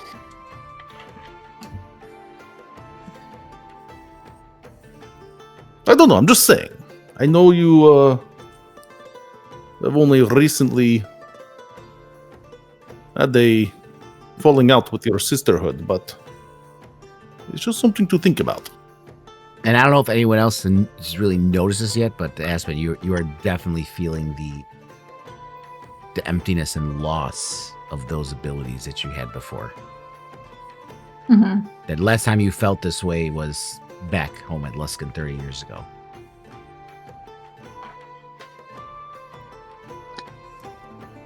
Thank you. I'll keep that in mind.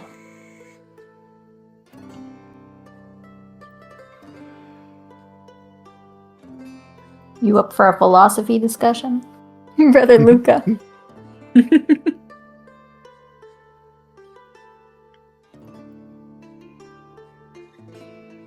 It's been a The long rat- day. The rats seem to like Casimir. I don't try to kick them, but I'm trying to just like shoo them away Shoo with them my away. foot. Get away from me, little vermin. Skitter.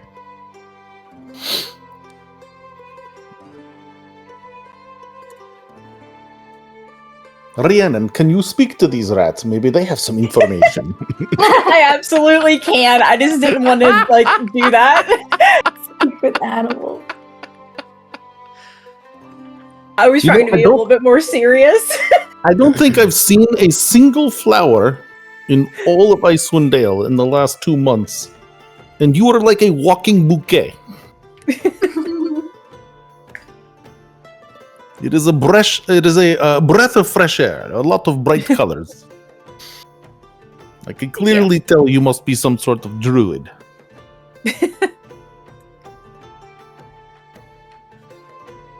Yeah, I could. I was looking at that. I didn't want to do that because I thought it was silly.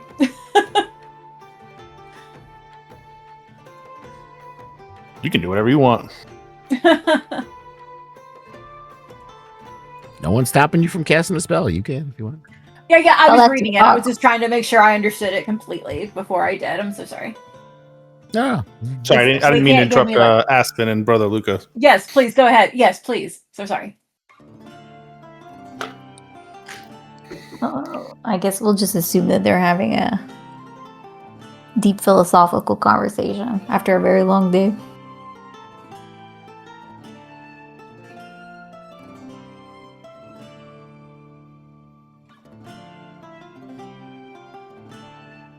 What is the rat saying? I'm trying. Okay, so I'm just trying to understand that the spell. If I cast on what I could ask it. You can ask it. Do you need me to catch it? No. Yeah, I mean, it's not like one of those like spells where like speak with the dead where you have 3 questions or as long as it lasts, you can talk to them. Now, remember these are animals. Their responses probably be very simple. And sometimes some animals might know shit that no people would ever know, or sometimes they're just fucking animals and they don't know what the fuck you're talking about. Yeah, so that's what it's saying on here. That's what I was trying to make sure I understood. That. Yeah, okay. Yeah. Okay, that's what I was. Okay. So it can have like a conversation. It's just. Yeah. Okay. Perfect. All right, I will cast and I do it. Yeah, and yeah.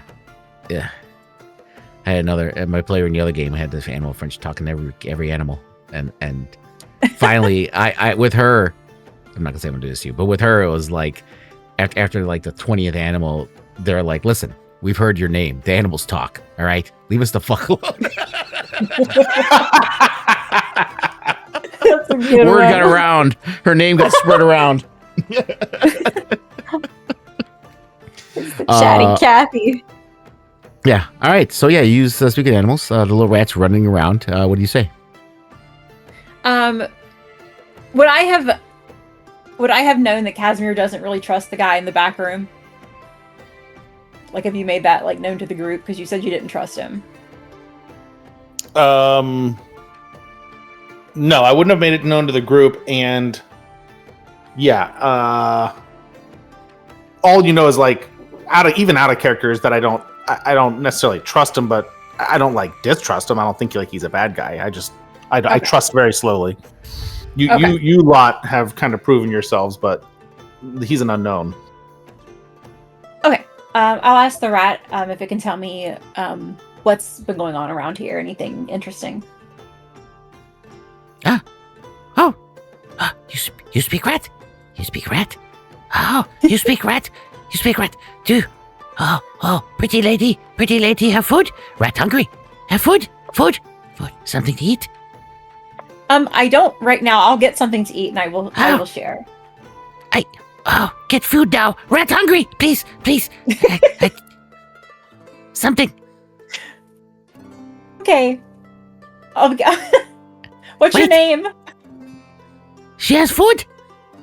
Food. Oh my god, we heard food. Does she have food? We have food. Literally, you're getting surrounded by every rat in the building. That's a great idea. I feel like this was a bait and switch because they were bothering you and now they're bothering me.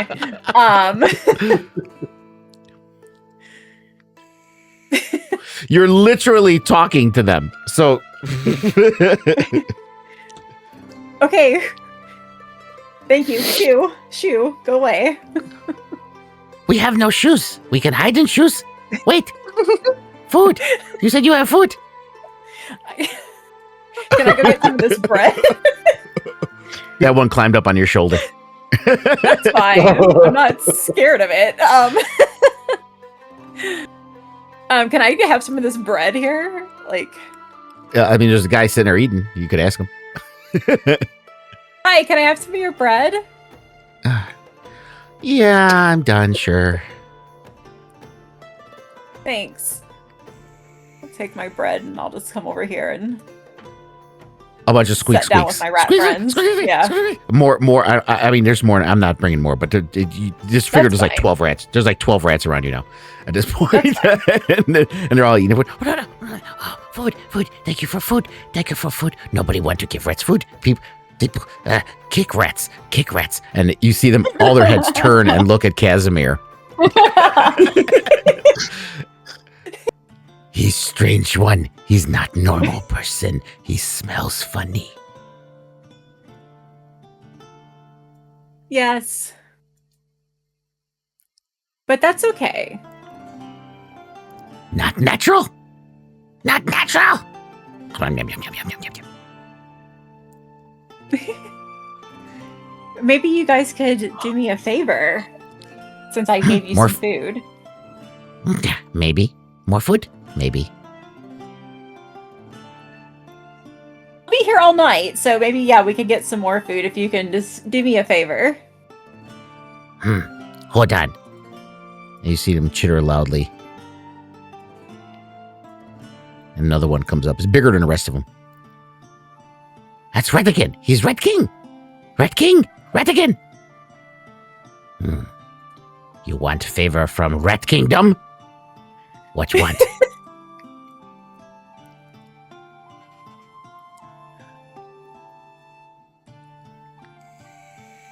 I want to ask them. I don't think that they're going to be. So they seem to understand what I'm saying.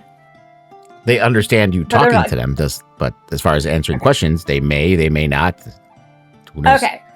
Then all I want for them is if they hear, Rat Kingdom sounds like a network. If they were to hear, Everyone has anything illusions of about- grandeur. yeah, I don't know.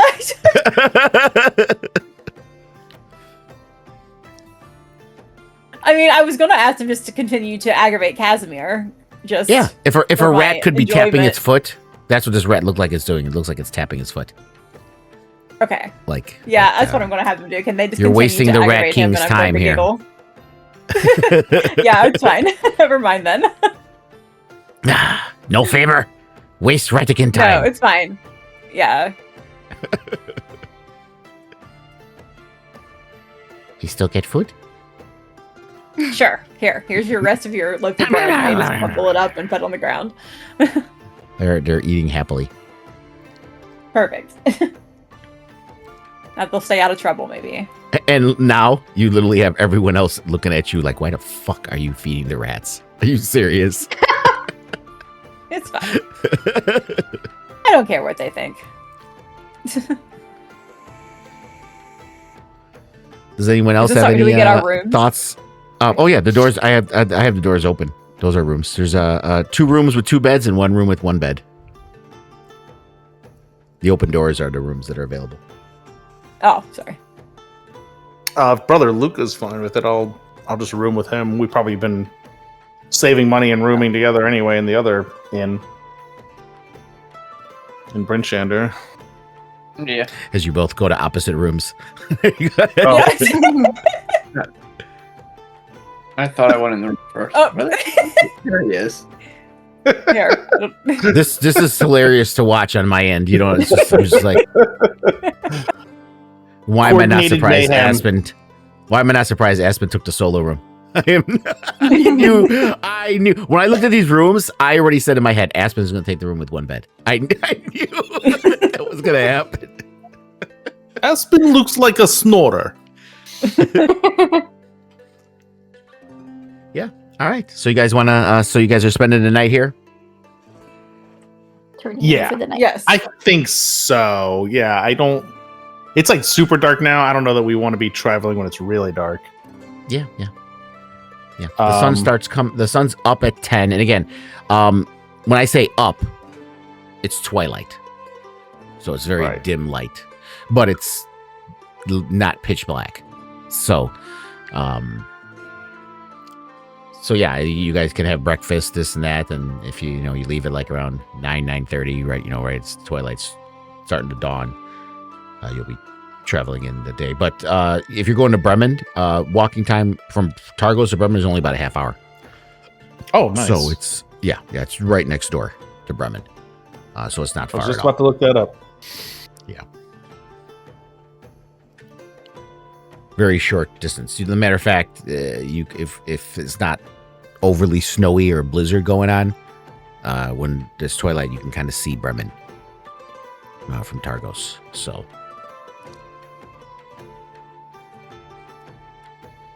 Okay. So we'll advance the clock. You guys can take a long rest if you need to. I don't think anyone used anything except animal friendship, but yeah, you can take it. I used a hit point die on a short rest. Oh, there you go. I used both my level 1 slots because I use cure wounds too. Oh, yeah.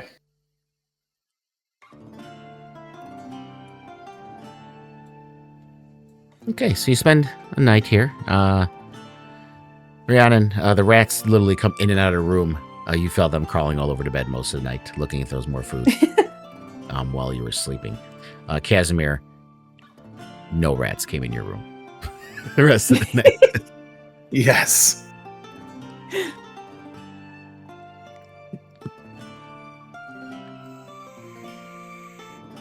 And the next morning, it's about 8:30 in the morning. You guys get up.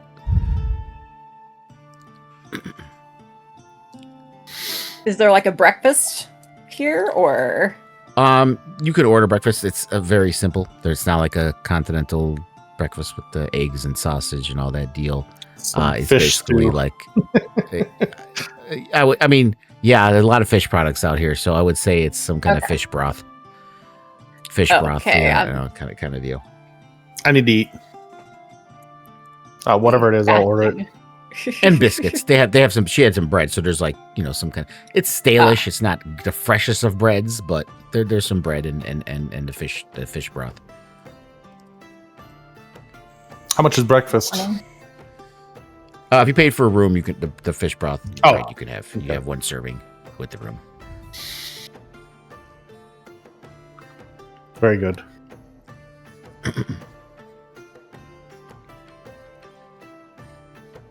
Good morning. Well, I think, do we want to ask around town first for any other information we're looking for before we leave for Bremen? Maybe we need some supplies too. Or There are is you already- Truglio that was mentioned. like you wanted to get your clothing mended, no? Yeah. I will go deal with that.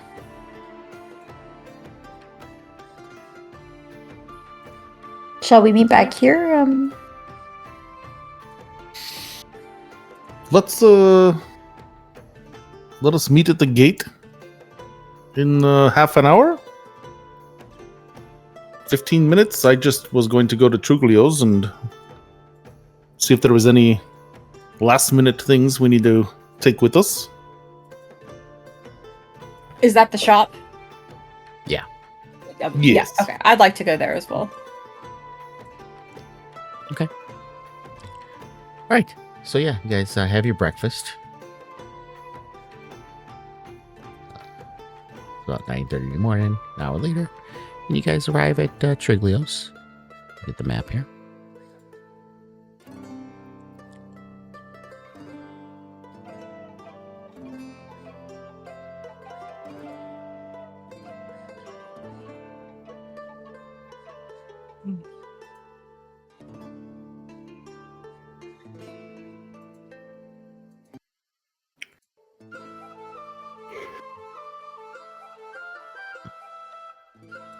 Yeah, so you see a nice little shop.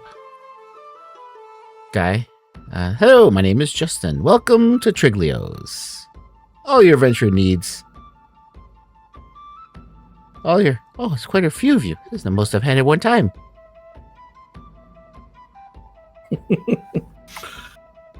Morning. Well met. Well met. And question for you guys, if you haven't toggled it. Do you see this white banner here in the middle of the screen where I'm pointing? Yep. Yeah. Yes. Okay. If you don't see it, you can toggle that on. But yeah, if you click on that, there you can actually shop for whatever he has in the shop right there. If there's stuff that isn't there, you can ask and I can see if he has it in the back room. But if you click on that banner, there's items for sale and you can actually buy something off of there and it just automatically takes the money from your inventory. Cool. What can I help you with today? We're just traveling between the towns, conducting some business, and wanted to make sure we were properly equipped. Smart, wise. We have some gear. It's climber's kit is very popular, especially people going out to Kelvin's Cairn. Healer's kits, people get hurt on the road all the time. Of course, we have lanterns and oil flasks, and soaps, and torches, and things of that meal. If you're interested in mining, we do have ice picks, general daggers, and whetstones to keep things sharp and stuff like that. I need some new clothes. I've had a wardrobe malfunction. What do you have in that dear. department? Oh dear. I mean, we have some clothing I could get for you, or I can stitch that up for you. What would you prefer?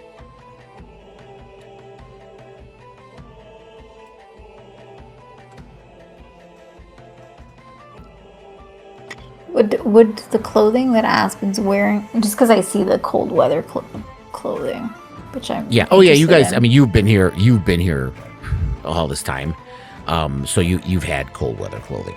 And I would say that the tear isn't on your coat; it's on the vestments that you had over it. Okay. You know what I mean? Yeah. Could you fix this for me? Oh yeah, certainly. I She can stitch it pulls up. off the vestment. Yeah, she looks at it, flips it over back and forth. A little rough. I'm not going to lie to you. The stitch might be visible. But yes, I can get this done. Give me 20, 30 minutes. I can easily stitch this up for you. 2 silver. Sure. Aspen hands it over. Okay. Yep. And you see him, he goes and sits on a little stool over here. And he starts working away at it.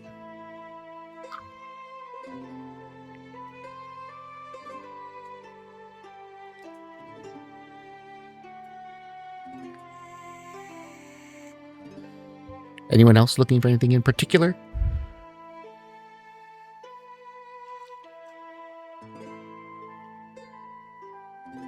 Thinking, like, do we need a shovel or an ice pick? I don't really know what we're going to encounter. Does anybody have those things already in their kits? No. That Rope. climbers. You kit looks you good. should all have like rope and torches, water skins. Yeah, you should right. all have that kind of stuff. Pythons, I believe you have as well. Usually, those are usually always. I have a in shovel. most kits. You have a shovel. There you go. I have a shovel. Sorry. I was muted and I kept saying, I have a shovel. The druid who's Weirdest not thing, from I here can't has hear a you shovel. when you're muted. I don't know. Yeah, thanks.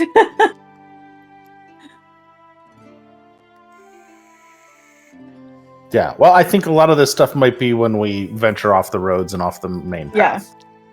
Okay. And like I said, if there's something particular that you're looking for that's not there, I can make a judgment call if he has it or not too. So feel free to ask if you're looking Okay. for something else.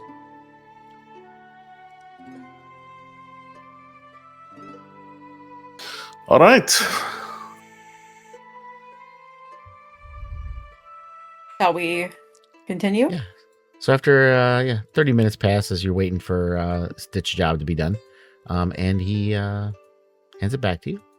There you go. I made it as clean as I could. Like I said, there's still a little bit of a stitch. You can see it there, but it's not too bad overall.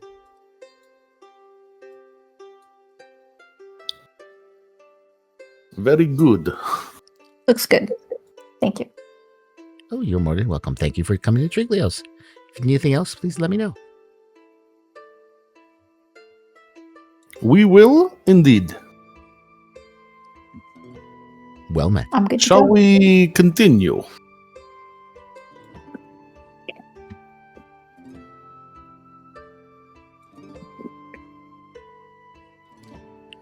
Yes, let's go. Good day. Where are you guys headed? Bremen, I think. Bremen? Okay. Yes. I feel like we're going to be chasing this caravan around from city to city.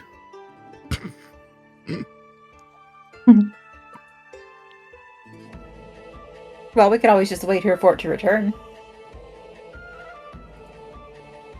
Or you Could could we- always just wait here for it to return. I think I will keep the company. There's safety in numbers.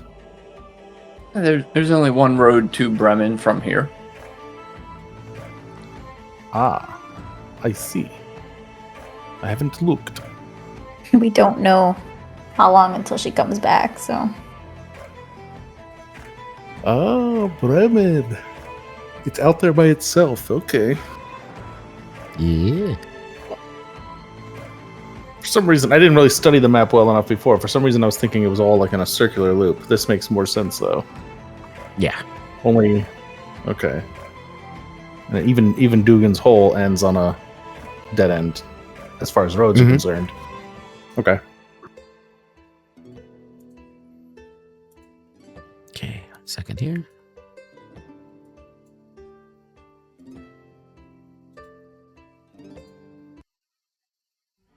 Okay.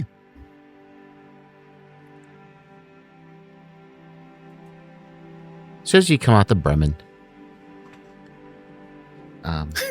those of you who have been out here know that Bremen was founded by dwarf prospectors. This sleepy town sits on the west bank of Mare Dwalden. And yet, sharing the same bank with Targos, which is why they're one of their rivals for fishing. And it's also at the mouth of the Shengarn River. Bremen's harbor is frozen, requiring local fishers to haul their boats across the ice to put them in the lake. Visitors who lack a boat can reach Bremen only by crossing the river, which is mostly frozen over. And, like I said, Targos, Tourmaline, and Nollywood are all visible from the docks on clear days. If this everlasting winters had one benefit, is that the hardy folk of Bremen are spared the seasonal floods that normally threaten the town in the early summer. That's not to say that the long nights, frigid air, and howling blizzards provide any comfort, because they don't. Yeah, as when you arrive in Bremen, there's a few places you can visit when you get here. Again, Aspen has a pretty good knowledge of what's going around in 10 towns since she's been here for so long. You know Bremen is not one of the towns that sacrifices people. But as you get here, you realize it's much colder than you felt in Bernschander or Tourmaline, because Bremen is one of the towns that sacrifices warmth instead of people to Oral. As far as locations here, there's one decent size inn and tavern similar to the North Look called Buried Treasures. There's also this kind of area out near the edge of town called Five Tavern Center, where the 5 taverns kind of surround it in a semicircle in actually the heart of Bremen, not the edge. Those are kind of the places to be in Bremen. There's also the docks, and you see people working along the docks as well. What was the first inn or tavern you mentioned? Buried Treasures. Buried Treasures, that's right.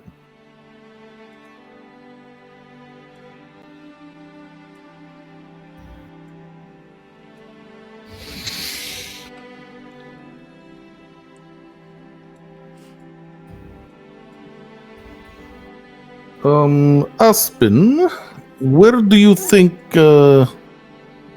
someone of Torga's ilk may set up for the night? I know it's daytime, but or where might they be selling their wares? Maybe by the Nine Knuckles? It's a shop around here. It's pretty well known. I actually don't have the 9 Knuckles on my thing. Shoot. I took a chance. I mean, It's the, we could. It's the if it's one a that the shop, we DM can has. always. That's. I mean, we can always theater minded. I just don't have. I just don't have that. I think that was if you've heard that, it's probably another DM homebrewed that location, because that's not part of the module. So they probably homebrewed it. But yeah. Perhaps we should just walk about town a bit and see if we don't come across this caravan. Let's go to the shopping district. Or whatever this tiny town has that's equivalent. Good idea. There's a center with 5 taverns. That seems like a pretty commercialized district, no? Let's do it. Want to go to 5 Tavern Center? Since you said let's do it, Aspen, you know it's not a commercialized center. You know this, Aspen. This is the cool thing about having someone that's been here for 30 years in the area. You know that 5 Taverns stands in a semicircle around a central yard. And as the story goes, 5 brothers originally intended to build a tavern together, but each had assumed he would be the one to run the business. And since none of the brothers would work for the others, they each built their own tavern, and they're literally all 5 of them just competing against each other in the same circle. Oh my goodness. That's what's at 5. Definitely no business Tavern, sense.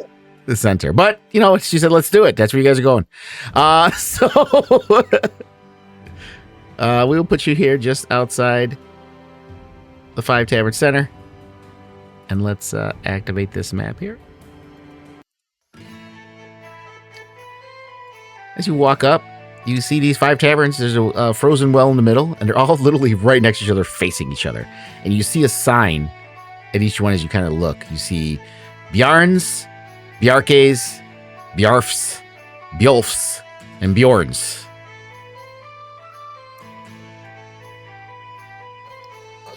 Quite the collection of names. Are there any, like, people outside the taverns? Outside, though. Can you imagine when they were children and their mother called them for dinner?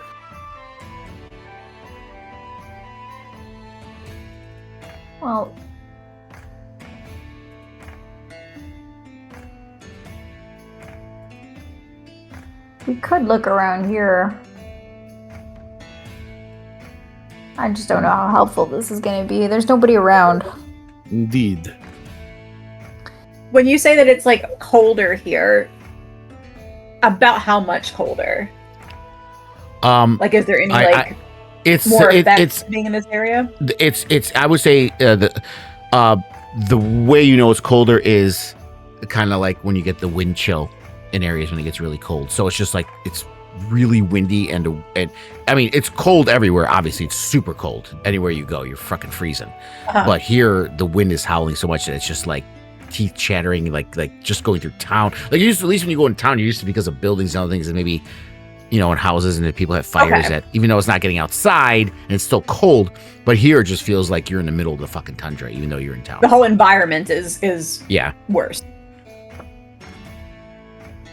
I say we pick one of these places and we start making inquiries. You see a man come out. Oi, hey! Oi! Look, we have visitors. Come to Bjarne's. Please come in. I will help you. You hear the other door open. No, don't go to Bjarne's. Go to Bjorn's. Why would you go to his? Come over here. We have better drink. Better. We have brandy. That's our specialty. And Bjarne. You don't want his brandy. We have the most famous, popular in 10 towns. We have the good meats honey wine. That's what you want. Definitely. Don't listen to any of those fools. Come to Bjarke's. We have the best things. We also have the good mead honey wine, just like my fool of a brother. But we also have tequila shots. Fools, come to Bjarf's. What is the matter with all of you? This is the place you want to be, at Bjark's. We have gin. I thought I heard my treacherous brothers out here all talking. Who doesn't want a good shot of gnomish whiskey? That is the best thing to have. And of course, you all want to drink it down with, and all 5 of them at the same time say, Mama Bjork's biscuits. I'm starting to remember why I don't remember any of this. I might have visited all 5 establishments at one point. And you look at them, by the way, they all look very similar. I mean, you can kind of tell them apart, but they're very similar. There's Bjarne. This is Bjarke.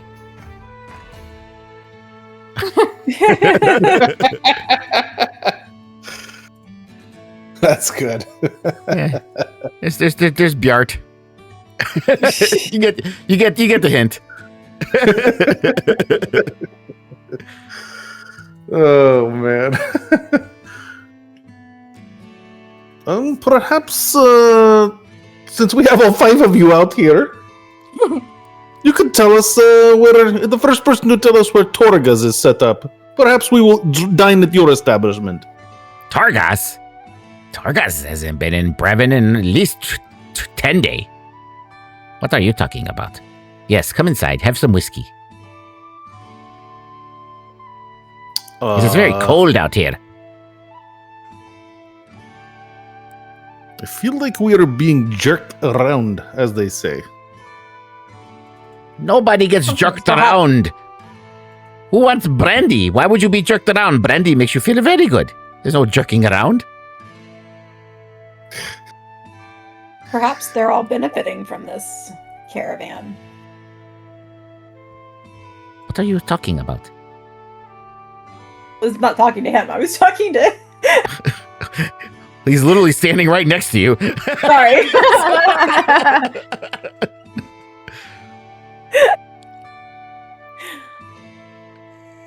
Thank you for the hospitality. Come. You One know of the you want, bees. but Bjorn. Bjorn. It's a very easy name, Bjorn. Nothing like my brother's names. But you want to come in and have brandy? Come on, come. Brandy is very good. It warm you up. Only 1 gold piece a shot. 1 gold piece. It's brandy. My I mean, goodness. if you want common ale, we have common ale for 2 silvers. But I mean, brandy is special. And of course, we have the good mead honey wine. And it's very, it's been kind of dried up. We haven't gotten deliveries from good mead in a while because of the winter. So it's 5 gold pieces for the honey wine. Well, I want. We do have Florida. knucklehead stew. It's too early to drink, Bjorn. Too early to drink. It is blasphemy.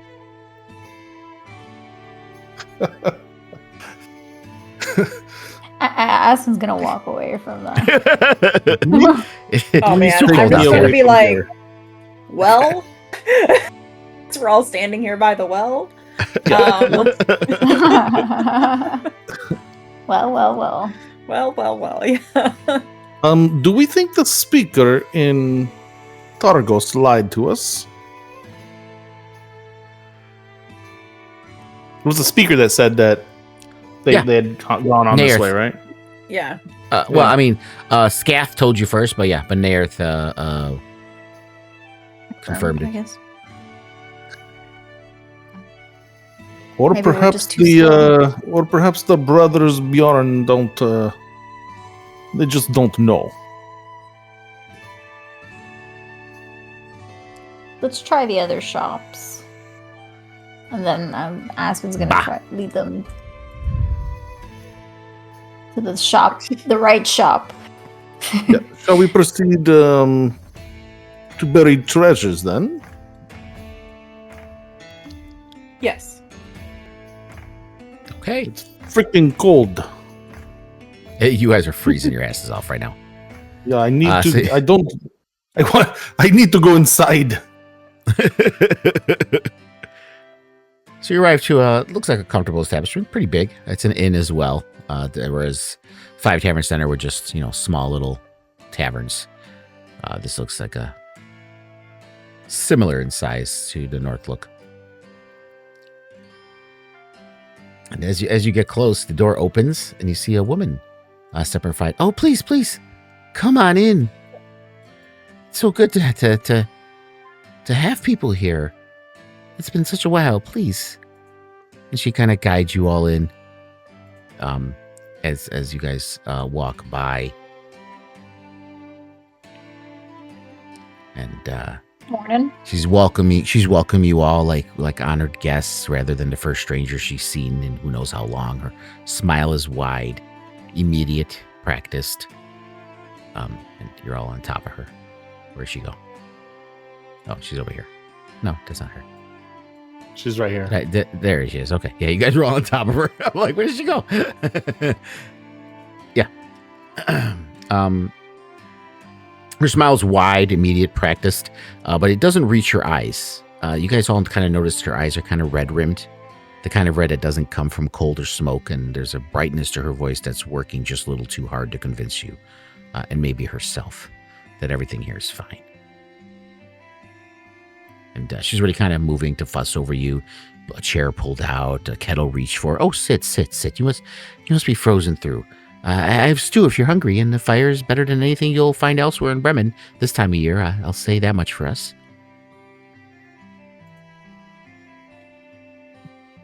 That would be wonderful. Thank you.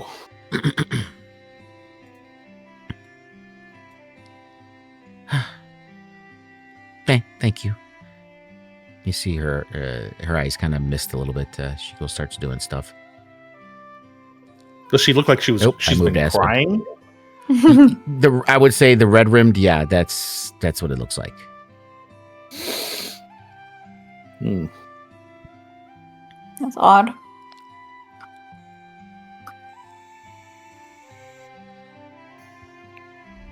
It's- Well, can't speak anymore. Everything all right? I sense something. You kind of see the brightness faltering for just a second before she kind of catches it, rebuilds it again, kind of smiles. I'm fine. Truly, it's only. Listen to me. You didn't come here out of the cold to hear an old woman's troubles. Nonsense. You've welcomed us in. The least we could do is lend an ear. Besides, we probably have a couple questions for you that maybe you could help us with. You see her kind of holding a kettle, and her hands kind of shakes a little bit, and she settling down with it and puts it down, and some of the performance is kind of draining out of her all at once. You see her kind of slouch into a stool. It's my son, War. He was here helping me run the place, same as always, right up until 2 months ago.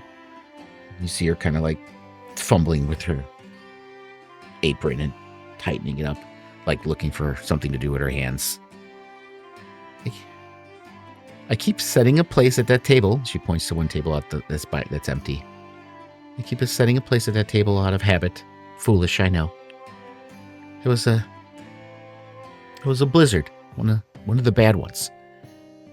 Speaker Shalescar went missing and wandered off from his own home, if you can believe it. Poor man's not been right in the head for a while now. Well, half the town went out looking, and Huar went with them. They found a speaker. Huar got separated doing it. Didn't find his way back until the next morning. Frostbit, barely able to stand. I nearly lost him to the cold that night, and I thanked every god I know for getting him back to me. I should have known to be grateful for just that and stop there, but something came back with him that wasn't him. Meanness, real meanness, nothing like my boy ever had in him, days of it. Getting worse instead of better. I found something in his room, a shard black as a moonless night, cold enough to sting my palm just holding it.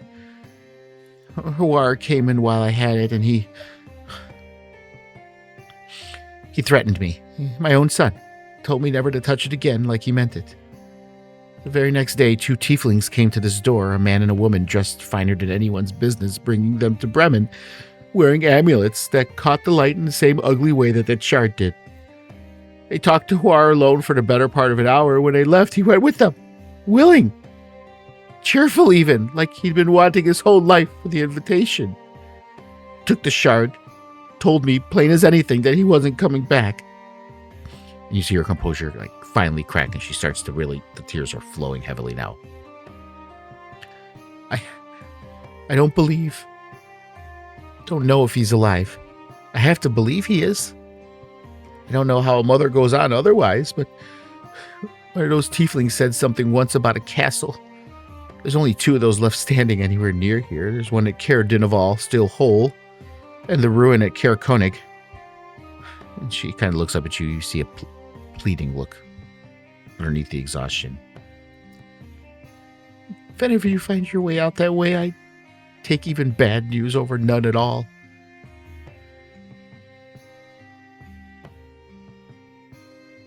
Where did you say it? Sounds familiar. Somewhere with the castle. It could be either Caer Dineval, which still has a standing castle, or there's ruins in Caer Konig. Those are the only 2 towns and 10 towns that have castles.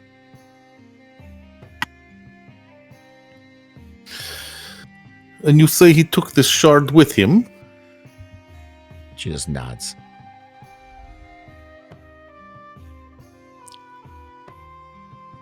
You see Casimir get his book out, and he gets a quill out, and he kind of flips to the back of it, and he just kind of writing some things down. Yeah.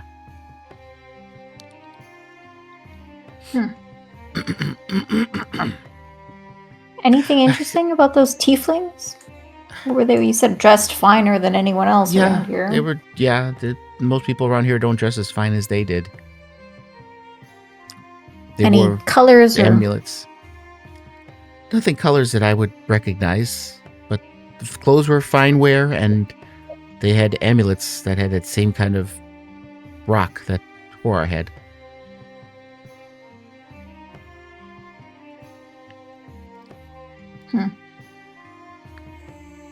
Well,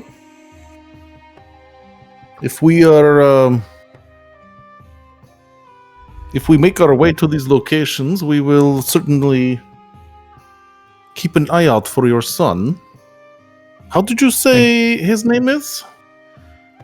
Who are? I'll put it in the chat. Because it's... Some D&D names are... Yeah. To get the spelling. And again, all this stuff will be in Saga 22 with the DM All right. notes, but yeah.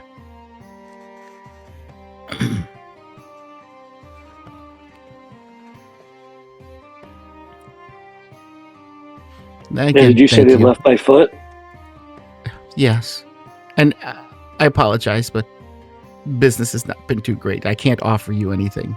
So, any word, I don't expect anything, but if you do, it'd be greatly appreciated.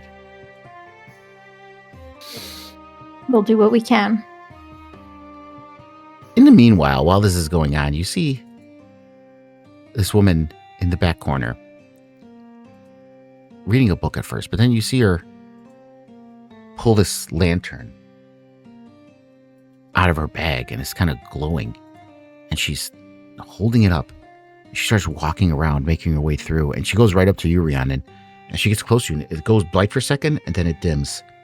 Oh, false positive, of course. Oh, hello, well met. My lantern reacted to you for some reason. I'm not sure why. She kind of bangs it a little bit. It's weird, but I don't know. At any rate, how are you? I'm well. How are you? I'm doing well. She kind of looks at the lantern, looks at you, and she looks at the rest of you. You lot seem like you're looking for some work or trouble. You wouldn't be standing around in this cold otherwise. What, may I ask, does your lantern detect? Oh, well, this is an elemental lantern. You see, most people think I'm crazy when they say this, but I'm a researcher. And she pulls out this little book, and she's going through all these things, and you see these little drawings, and they look like chewingas that you've seen before. And she's like, Oh. well, this is what I'm looking for. These little things called chewingas. And I've been dying to find one for closer study because they are absolutely just amazing little creatures, but they're very, what's the word? Evasive, if you know what I mean, if you catch my drift. Not easy to capture, not easy to track down. But I know they're out there. And if I could just find one and get a good look at it, that would be just absolutely amazing. If you could just imagine that. And this lantern detects them when you're close to one. And she looks at you. You look trustworthy. If you want to take my lantern, if you bring me back one of those chewingas, or at least some kind of proof of them, I'll let you keep the lantern. I can do that. I've actually... Good, because I've been looking all over town and I haven't found... And, you actually see one? Oh Well, not she so grabbed you by the much. shoulders. Oh my god, it's amazing. It's absolutely my gosh. amazing. I Tell me mean, that just in my dreams. Just in my dreams. Oh, well, I've seen him in my dreams. Dream about him all the time. I dream about him sleeping. I dream about him when I'm awake. That's all I think about is chewingas. Do they ever show you things that they need your help with, or like anything like? No, I said I upsetting? dream about him because I want to know about it. I didn't say I'm crazy. Okay. So would you think that's something they can't do? She To kind your of pauses knowledge, for a or minute. to... Her eyes look around and she leans in. Are you saying are you saying they're talking to you? Not talking as much as they're showing me. Yeah, I don't know about all that, but if they do, that's absolutely fantastic. She starts writing down some notes. If you can bring me some proof about that, that will be absolutely amazing. You can keep the lantern, and I'll even throw in 25 gold pieces. We have a deal. Yes! Breakthrough I've been waiting for. yes, I've been waiting for, because I am not an adventurer. I cannot be out there. I will die in about 2 seconds. I needed people like you and finally came in. Yes. My name is Danica. What's your name? Rhiannon. Rhiannon. Nice to meet you, Rhiannon. Danica Greysteel. I will be here in Bremen because I am not going anywhere because I'm going to die if I go anywhere. So I'm going to be here in Bremen. You can find me here most of the time. Just let me know if you find anything. Will do, Danica. Great to meet you. Thank you. Thank you. This is absolutely amazing. She goes off muttering, writing her little book as she goes off back. And with that, we will end our session as we went 15 minutes over. I